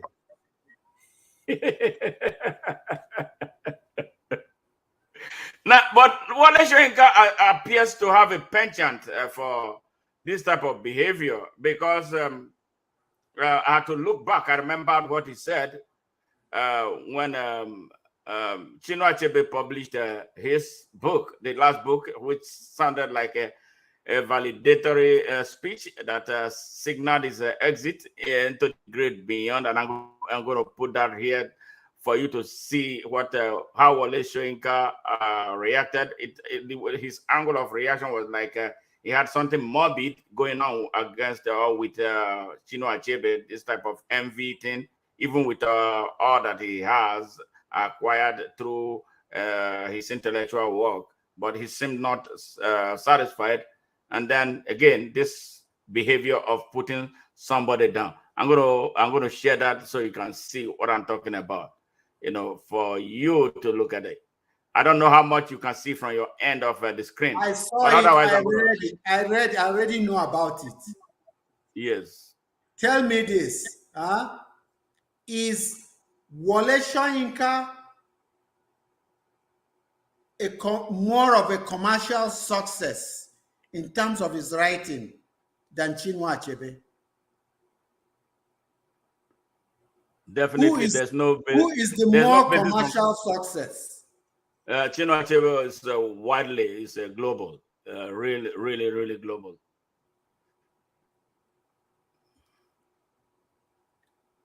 And he says he did not challenge him while he should have challenged him while he was alive or whatever. Do you think that is germane for a fellow compatriot to say that of an intellectual of that standing? What is it that he has against him? Again, this thing that sometimes that we tend to downplay. I try to really not get ethnic for the most part, but every time, sometimes people want to push you into doing this. What is this thing about this hate against the Igbos of Nigeria? What is it? I'm asking you from the standpoint of an Igbo man. Why is this way? Personally for me, and in my own constitution, I don't care about dislike or hatred. You are free to hate me.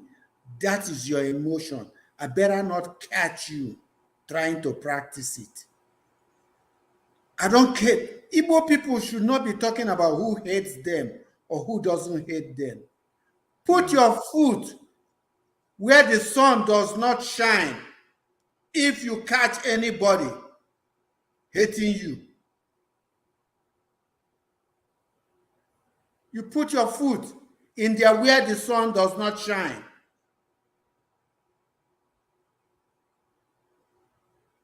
We are Igbo. We should not cower to anybody That they hate us or don't hate us, don't matter. Just do the right thing. Be your brother's keeper. Be a good person. If anybody wants to help you, if they hate you, deal with him.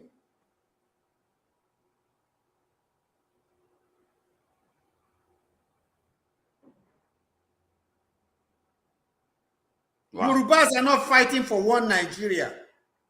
They are fighting for Nigeria where, you know, they want, for them, it's okay if Nigeria's might is dumped on Igbo, because they will say, well, Fulani will not kill us until they are done killing Igbos. Then we can beg them, because they are used to begging. But Fulani can't kill Igbo. Yes, yeah, that's the way they feel. That's the way. That's why they don't fight for Nigeria with their whole heart and mind in it, for a just and fair Nigeria. They are always straddling the fence.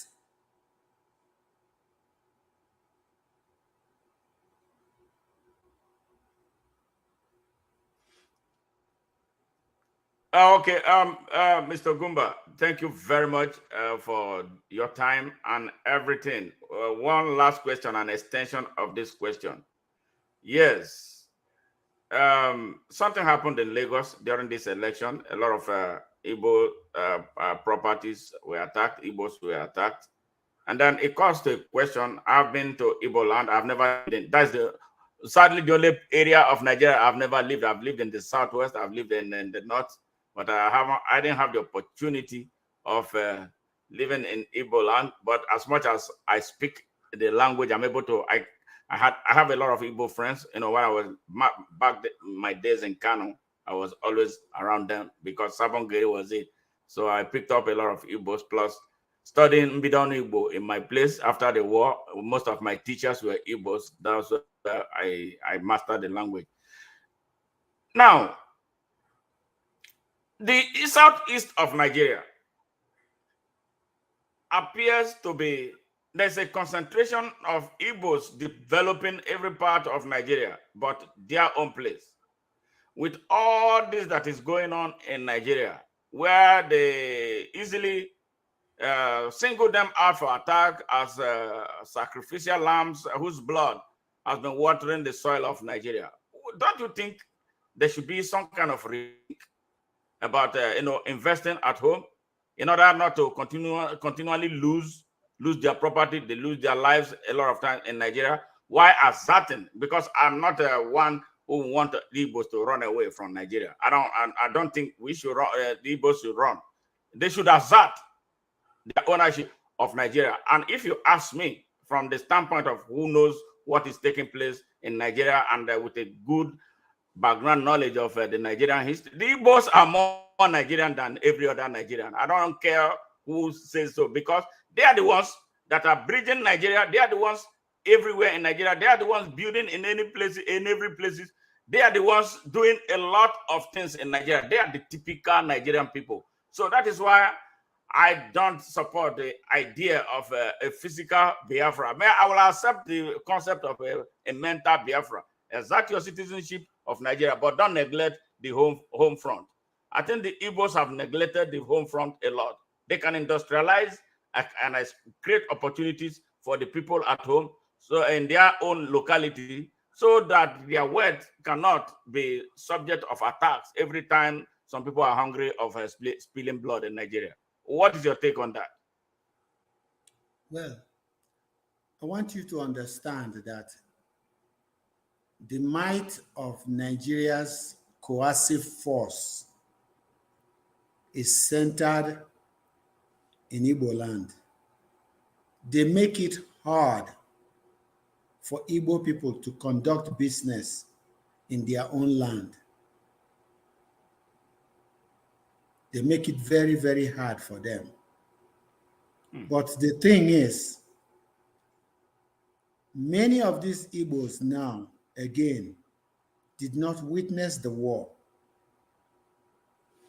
Wherever I am, I claim that place. And I give you an example. Pairing. Bluetooth connected. There was a time in Kaduna, just when these marauders was just beginning to emerge, and a group of about 20 to 20 something Yambanga, then they would descend upon a house, beat the people in the house, in the flat, to a pulp, and use even your curtains to cut your goods. They attacked my house, but I had acid in my house. I had bottles, cases of Fanta, and so on. And I told them, I don't really care if they break the door. I just need the first person to empty my acid on him. We started negotiating. They talked and talked and talked, and then they left because they couldn't come in. I told them, I don't care what they have. I just want the first few people who will come in so I can pour acid on them. When you are a man, anywhere you are, be armed. When people are not ready, anybody who has no cause for which he will die has no reason to live. People coming to kill you will be a little bit suspect if they know that you will kill a few of them before they kill you. If they start burning your own property, then you start burn the city too. Because bad people do only go away if they know they are not the only person who is bad. Even my own reflex, and I should not be saying this because I have so many traffic tickets. If I'm driving on the freeway and you come at 90, 100 miles per hour, we are going to race. I'm going to go 110, 120 until you understand that you're not the only person who wants to get where we are going. People who think they are bad only are bad if they are the only one if they feel they are the only one who is bad. If they burn your stuff in that city, burn that city yourself. Because you are a visitor. They have more to lose than you.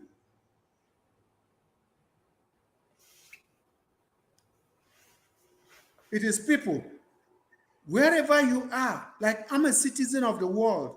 Wherever I'm standing, I claim there. I don't know racism. I'm not going to accept racism. And you will not practice it on me.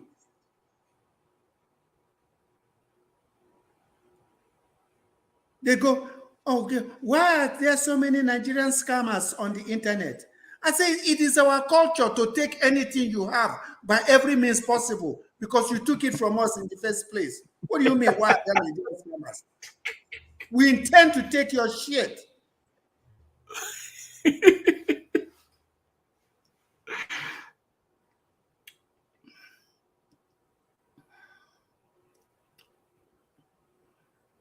That is my mentality.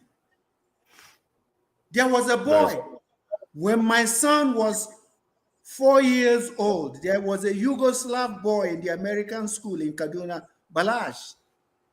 I came to pick him up from school and he goes, they have pebbles, you know, and the boy pushed him and his hands fell on the stone gravel and he, you know, and cut his palms.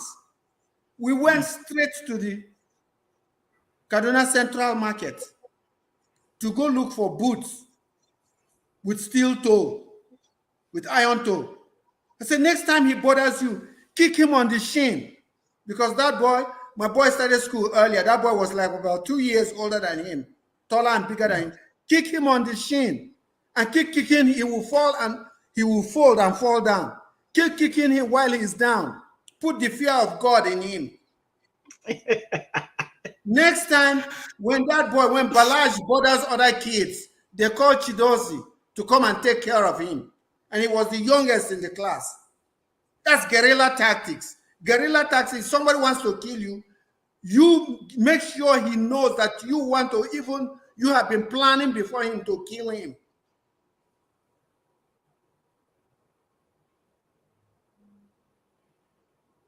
Wow.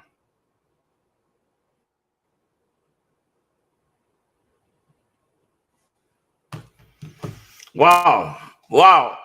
Mr. Ugwumba, thank you very much for sharing with us. And I want you to give a parting word. And finally, let me even tell you this. Finally, okay. In my community is a 55+ community. Most of the homes have 1.7 people living in it, because most is husband and wife, or either wife with husband dead, or husband living alone. There's hardly any house with more than 2 people. Okay. And one time, thieves started coming to break into houses there. I put the notice there. I don't call 911. I'm 911 myself. If you are coming, there's not going to be no 911 call. Wow. You come here, you die. Wow. Wow. Wow. Yeah, before I ask you my final question, let's take a few minutes break. And, Nigeria is in an ambush. And for that reason, I made a song, to highlight what is taking place in Nigeria for especially the young people of Nigeria, to see what is taking place in their country, hoping that they will pick some kind of inspiration to start asking themselves questions first. Before you go to a battle, you want to make sure that you are ready to do this battle. Because we've been on this trench for a very long time. I'm not tired. And for me, it's a lifetime thing until we knock this thing into the subconscious of Nigerians, especially. Our focus should be on the north. The Hausa people must be set free. Because if those people are not free, Nigeria will not be free. I'm telling you, they are very strategic to the liberation of Nigeria. We have to liberate them. And even if some of them don't know how entangled they are with oppression and repression. I used to have a running battle with a young guy in my thing. He would tell me, we are one. I said, no, you are not one when you don't allow them to lead. Yeah, there have never been any one of them that has occupied a position. You occupy everything. You come in the name, but you strip them of everything. So how are you one with them? But I've seen a lot of... Those palaces should be museums. Those yes. palaces with Fulani living in them should be Hausa museums. There should be no reason why a Fulani man will be emir in an Hausa town in these days. There's no reason on this God's own earth, which he created, for somebody, a foreigner, to be the emir in your own town. What is their link? Religion? You don't have Turkish people who are sultans in Indonesia. Both of them are Muslim countries. You don't have Egyptians who are emirs in Malaya. They are both Muslim countries. Why should Fulani be emir in Hausa land? Wow. All right, we'll be right back. Let's do just a short little break and go ahead.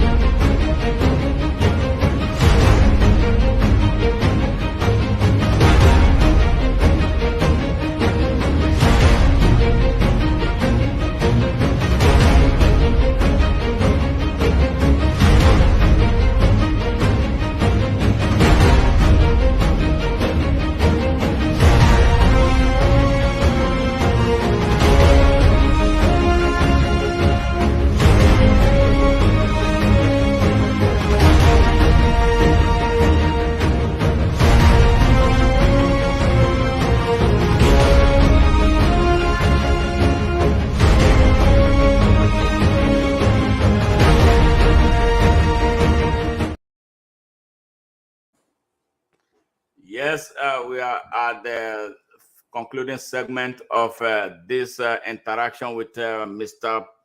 Charles Ugwumba, a California-based Nigerian and Igbo man, hardcore Nigerian, Pan-Africanist, somebody who is so passionate about seeing a true, genuine, and open Nigeria. Yes, welcome back, Mr. Ugwumba. Final question for you, and it's going to be 2 questions in one. What is your parting words for the Hausa people of Nigeria who appear to be in this big stranglehold, long-term stranglehold? I want to ask before I move forward, how is it that these Almajiris, these young kids who are out of schools in their millions, somebody told me that they are mostly Hausa children. How true is this? Are there Fulanis among them, the Almajiris? These ones you see with plates, empty plates on the streets? Yes, there are Fulanis amongst them. I mean, there's Fulani in Jalingo, in Yola, Jamaica, all those places. There are Fulanis among them, those who have settled in the towns. Urban Fulani. But these ones, these abjectly poor ones that they are dumped like that. Because I went into a serious conversation. I interviewed a Fulani young person. He told me that Fulanis they don't marry more than one wife for the most part of it. It's only a few of them that practice polygamy. But the Hausas marry a lot of those many women. They have so many children that the Fulanis are merely monogamous, and then they don't throw their children into the world like that. But those who live the life of cattle rearing, they follow that. That's their profession. But they are not the type of people you see on the streets, abandoned, criminally neglected, like the millions that we see in the street of Kano, Sokoto, Kaduna, and all those other parts of core northern Nigeria. So that's what I wanted to establish that fact.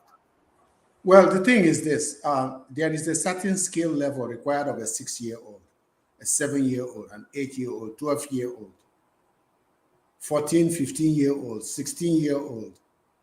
If you are Almajiri from, say, 7 or 8 years old, and you have been an Almajiri for 5, 6, or 7 years old, you've abandoned the Western education, which regardless, even though for moral purposes, your Islamic education is necessary, but for what you need to make a living in this world today, whether we like it or not, is Western education. If you have not gotten that, you are behind the 8 ball. You are behind. Hausa must see that for their culture, their civilization, and their people to survive, they must become self-providing, self-sufficient.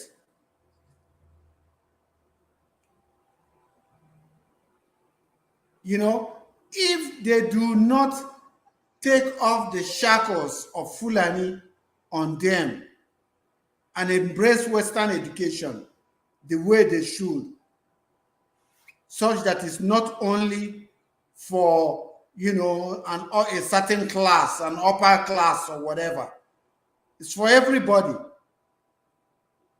then they will be worse off. If we don't have a good Nigeria, there will not be enough. The social workers are essential to make sure that society is moving at the same pace, that parents understand the reason to have only the number of children you can cater for. And even if you perchance have more than you can cater for, that you know how and where to get help. And that society and the state has the inbuilt systems to give help to those who are on the margins, who are likely to fall off. We have the resources in Nigeria to provide for everybody. We can't have one people corner it and use guns to hold us down and we don't fight them because they have guns. You don't need many guns to start a guerrilla war. You just need a few. Every other thing else you can capture through ambush. It don't matter the size of the convoy. You can take it. We can't have an army or police that is sitting on our necks, perpetrating bad government on the people, and we just sit and watch.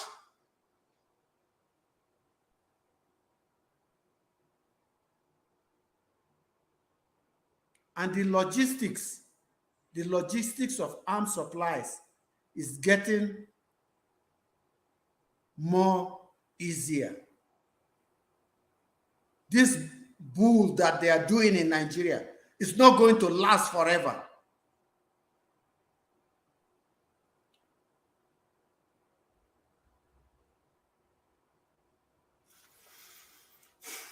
Wow.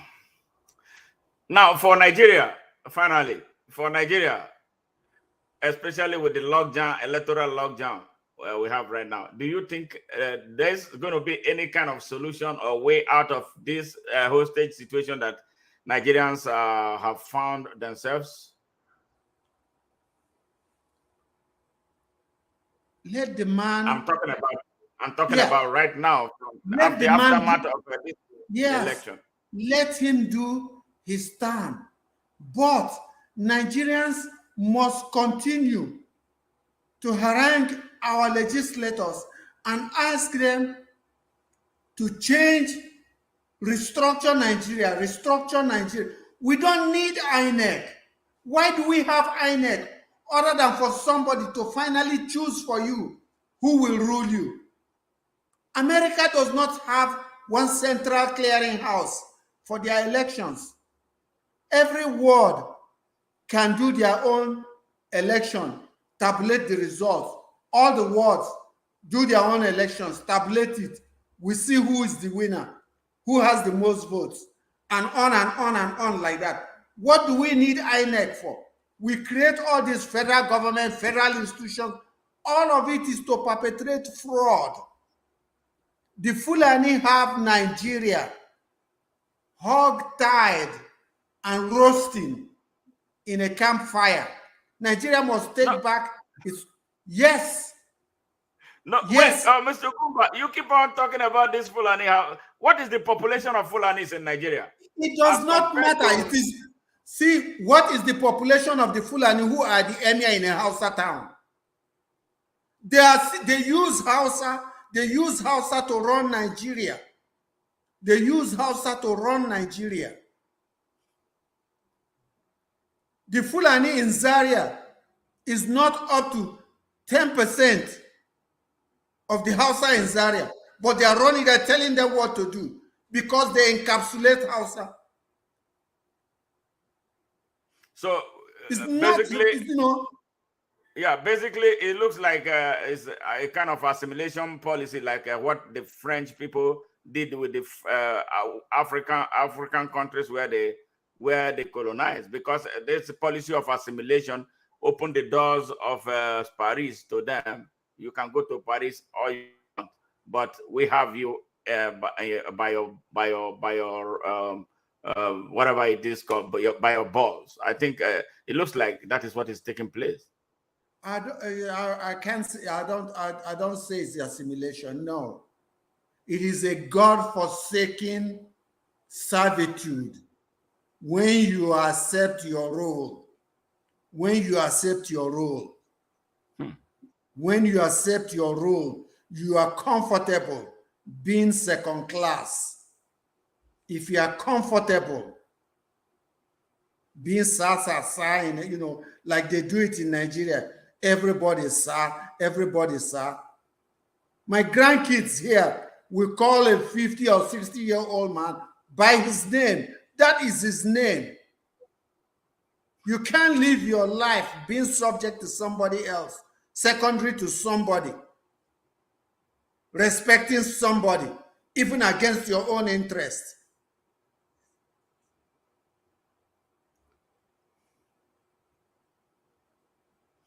Wow. The Hausa have accepted a secondary. I don't even know if I can say they are afraid of Fulani. I don't think it is fear. They have conditioned themselves. They have been lulled to sleep to accept a secondary role, beholden to Fulani, doing errands for Fulani, and Fulani go here. You know how the family dog sits at the table, and when they are eating, your 3 or 4 year olds, you think that they are eating their own food, and that's not what they want to eat. You don't know they are passing it to the dog under the table. The Hausa have accepted to take crumbs from Fulani.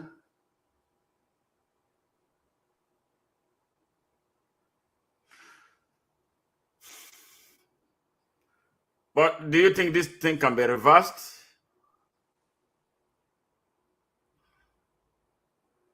They can change their mindset, because when people know better, they do better. You see a man who beats his children, right? That was how he was beat growing up. But when you know that corporal punishment is not good for anybody, when you know better, you do better. If you don't know better, you keep doing what you have been doing. If Hausa people get wizened up, if they understand, how many Hausa people have you seen run Nigeria? I've not seen any. It's Fulani, but they are the ones who have the numbers. The Hausas have the numbers. So I believe, like I say again, if people know better, they will know better. We cannot give up. We have to keep making them understand their role in the scheme of things. I have been in classrooms where the smartest boy in the class is Hausa. If you play in a soccer team, you can find a Hausa boy who is a good soccer player, sweet soccer player. There is nothing they can't do. All they need is for them to be invigorated, for somebody to point out to them that you matter.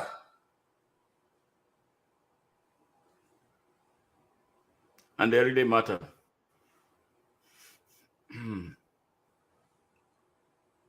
Wow. And you're calling, you think, yes, I'm Charles Ugwumba, but my spirit is Charlie Inusa, Jikam Barnawa, Mashikin Daji, my Nasara. My Nasara. Yes, I'm a victorious guerrilla. Wow. Wow. Wow. So, like, when you go to Nigeria, do you go to Kaduna or you go to the east of Nigeria?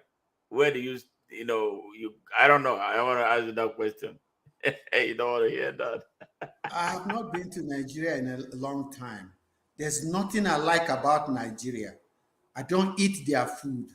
I don't wear their clothes. I don't listen to their music. I don't like Nigeria. I don't like the type of Nigeria that exists as it is. There's nothing that I like. It's not even like my relatives. They are all liars. And they all go to church. They all do this virgil. They go and spend the whole night in the church. They fast and they still lie. Well, when I deal with them, I just give them money and that is it. I don't deal with them because all of them lie. I think hypocrisy has become the order of the day in Nigeria. You see somebody who claims is serving Jesus Christ. He's the worst criminal on earth. You see a criminal who says he prays 5 times a day. He goes to the jump office. His monkey will be swallowing money. His python is swallowing money. You put him as a secretary of federal government. One of them stole 80 billion, and he had all these orthopedic gadgets in his body. They took him to court. and then he secured a victory, came back home and was laughing at the judge, and now the money is in his pocket, case closed, Nigeria lost. How can we continue doing this?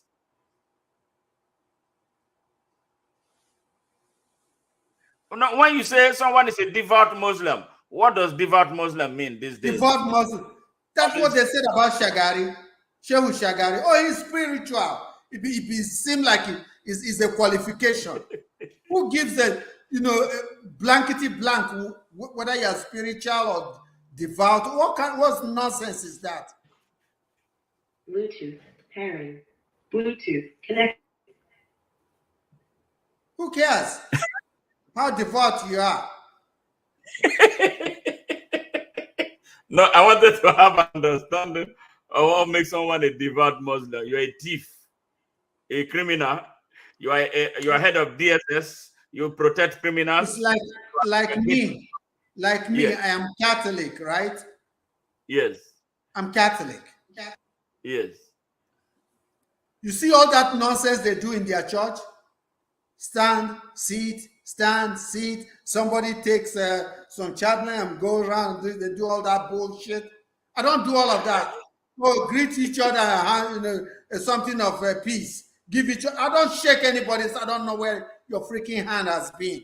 And I don't do that. I can just come into the church and just sit down, because when you're in a house of worship, nobody is in a house of worship of God will go, you know what? Soon as I leave here now, I'm going to go F that person up or something. That's what the house of God, you don't even need to pray. It's fellowship. The solemnity of it is enough for you. Wow. All those devout you see is just practice. They are practicing, they just practice. Well, Mr. Ugwumba, man, this is a great encounter with you. This work is a work in progress. We'll continue to work, and I'm happy with the spirit you have. I'm happy with the doggedness, the fearlessness, the strong Igbo-ness in you, the hunger for a new Nigeria that I see in you, regardless of your age, the exuberance, positive exuberance that you demonstrate. I'm sure it's an inspiration to a lot of young people. A lot of people come actually asking me questions about you. I must be very honest. They send me private messages. This man is fire. They say, how did you know this man? I will tell them the much I know about you. You are, even if they don't comment because they are scared. That's what I've discovered. You have a lot of followers, just as we do. The reason they don't comment on our posts because of fear of the way Nigeria has become. You already stated it, the army all over the place. And you have even the poor people snitching on one another. There's a group that I have, Open Nigeria group that I have, WhatsApp group. We have a fifth columnist in it. It's a government man. It's representing the DSS, but I'm going to kick your ass out. I'm not scared of anybody. We got to tell the people the truth. I am not a criminal.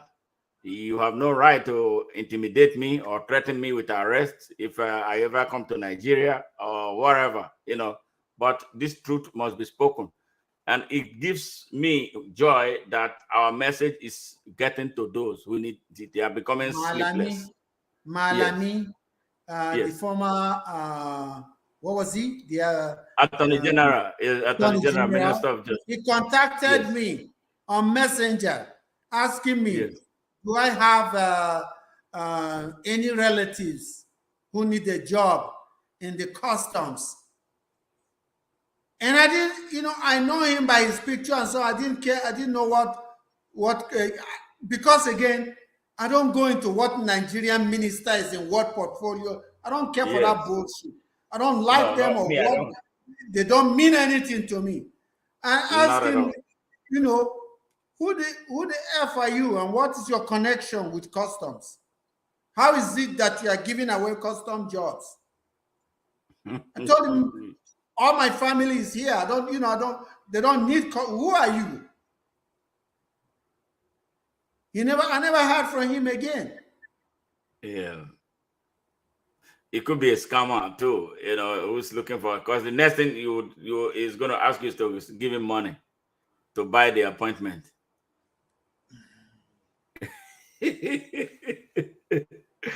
Well, anyway, man, it's been such a great evening. Yeah, having you, and this is on record that we have. It's going to be indelible. It's on YouTube. It's on Facebook. Sometimes Facebook, I believe, works for the oppressors in Nigeria. They're giving me a lot of hard time. Before I do one thing, I discovered now they keep blocking me so every so often. I don't know if you experienced it that. They used to for me in the past, and I warned them. Yeah. I told them, who I am and my purpose, and that they should get off my back. Yes. Yes, they used to, how do you call it, cut me off for about 30 days, and I can't post, and this and that. Yes. They've not done that in the past 2 years. Okay. Yeah, I'm going to have to make a statement to them because it's becoming so frequent. But, that is exactly what it is. This whole thing to keep us away from reaching the people who desperately need this message of liberation. They don't want that to happen. So business will continue to go as usual. But there's always a way around. But I must be very honest. With YouTube has been very great. YouTube has a good business ethic. I don't think they are corrupt like other platforms. So we continue to pass the message. And I'm so happy, some people, the message, we think that people are not listening. They download these things and then start sharing it. Sometimes the ones that you write in text, they print them. And then people in the local, they look forward to reading some of the things that we are doing. You might be surprised, you think, oh, people are not saying anything. It doesn't matter. Let's put the message where it is. If they don't see it now, they will see it in the future. Maybe when things get worse, they'll begin to go back to say, oh, I wish we did this, we did that, and all that. So I commend you for what you're doing. Don't get tired. Nigerians can be very, very unimpossible sometimes. I must be very honest with you. They're going to make very sarcastic comments to try to demoralize you, because that's part of the strategies of the enemies to get the people to come and say things to you that will make you forget Nigeria, and then to hell with them, so they can continue to exploit the people the way they want. I think from what I'm seeing, from what I feel, I think the game is about over. I think they are getting to the end of their roads. So that is why they have become increasingly desperate about all these onslaughts against people who are speaking to the people, and the people are beginning to take heed. Looking at what is taking place in our neighboring countries and stuff like that, and the role they want to give Nigeria to play, through a rogue who did not win an election, a drug dealer, a US indicted drug dealer. And I'm surprised with what the United States, through Biden, is trying to prop up a criminal who has been indicted by the system. Isn't that something? So all those, we will continue to talk. Thank you very much, sir. Unless if you have any other thing to say, so we can cut it off and then keep on rolling. Nothing else, but there'll always be something tomorrow. Yes, sir. And we're going to be doing this more often. Some evenings like this, we come together and put this message across to our people. They are hearing us. I must be very honest with you. They are hearing us. They are beginning to hear us. The Hausa people are hearing. I hear them. They call me. They are scared. They are not able to open up yet. But I'm telling you, in no distant time, you will see an eruption. They will start asking questions. They will start asking their elites questions, because those are the people they use to hold them down. It's a horrible system. This oligarchy, feudalism is evil, and I see something happening in that direction. Those people will be set free, and when they are set free and brought into the mainstream of Nigeria, they will open their eyes. Whoa, this is what we have been losing for only God knows when. I can count as far back as independence. I see freedom coming. Nothing good comes easy. Nigerians just need to add up a little more muscle to push back. That's all they need. The number is there. They are not using it. Mismanage our diversity. Great, incredible diversity of people. No, with all the potentials the country has, a few persons cannot continue to hold the country in captivity. No, I see an end to this in no distant time. Thank you very much, sir. Thank you, sir. Yes, sir. So, what's up for the weekend? What are you doing for the weekend? I think I'm going to be flying in. I'm going to be coming to California soon, so we can do so. Things, do so. Kicking it with my grandkids. Do so. Yes. I think I should. I'm really hopefully soon. And once I reach a conclusion, I'm going to let you know, so we can just come. Maybe I come with my youngest daughter. Okay. So she wanted to actually go to school in California. We are still debating that. She wants to go to school in California. I said California is too far from home. You want to be there? She said yes, that I want to be away from home for a little bit. But again, it's such a great time I had with you. Thank you very much, sir. You're welcome. All right, you take care. All right, you too. All right, bye-bye. Bye-bye. Yeah. Yes, listeners, viewers, we've been talking with Mr. Ugwumba. It's US-based, specifically California-based Nigerian Igbo man with a wealth of experience. He has worked with a lot of people. He's been everywhere in Nigeria and is so hungry, for change. So angry, just like most of us have, so passionate about seeing a Nigeria that will work for everybody, and he has, put a lot into the project, put his life on the line. Every time he's online, writing, speaking, and reaching out to Nigerians to wake up and not continue to sleep, under the anesthesia of criminals. And, we call them by what they actually are. I don't know any person who is so patriotic that will destroy his country the way Nigerian elites have done to Nigeria. I don't think we should continue to take the bullshit that these people have been giving to us. So especially the young people of Nigeria, wake up, stop being afraid. When you come in your numbers, the oppressors hate big numbers. Oppressors hate big numbers. Network. I didn't say go and kill anybody. I didn't say burn anything. I didn't say destroy or go and loot stores. It is your right, your basic human right. You are entitled to this exodus that must happen in Nigeria now, not tomorrow. We need it now, not tomorrow. The rest of Africa is waiting on Nigeria. Nigeria is the one holding Africa from advancing. It is time. We cannot continue to be subservient. We cannot continue to be slaves in our country. We cannot continue to be under the tutelage of people who don't care about us, people who put us through slavery, put us through imperialism, put us through colonialism, bring apartheid to our system, using globalization to finish us off.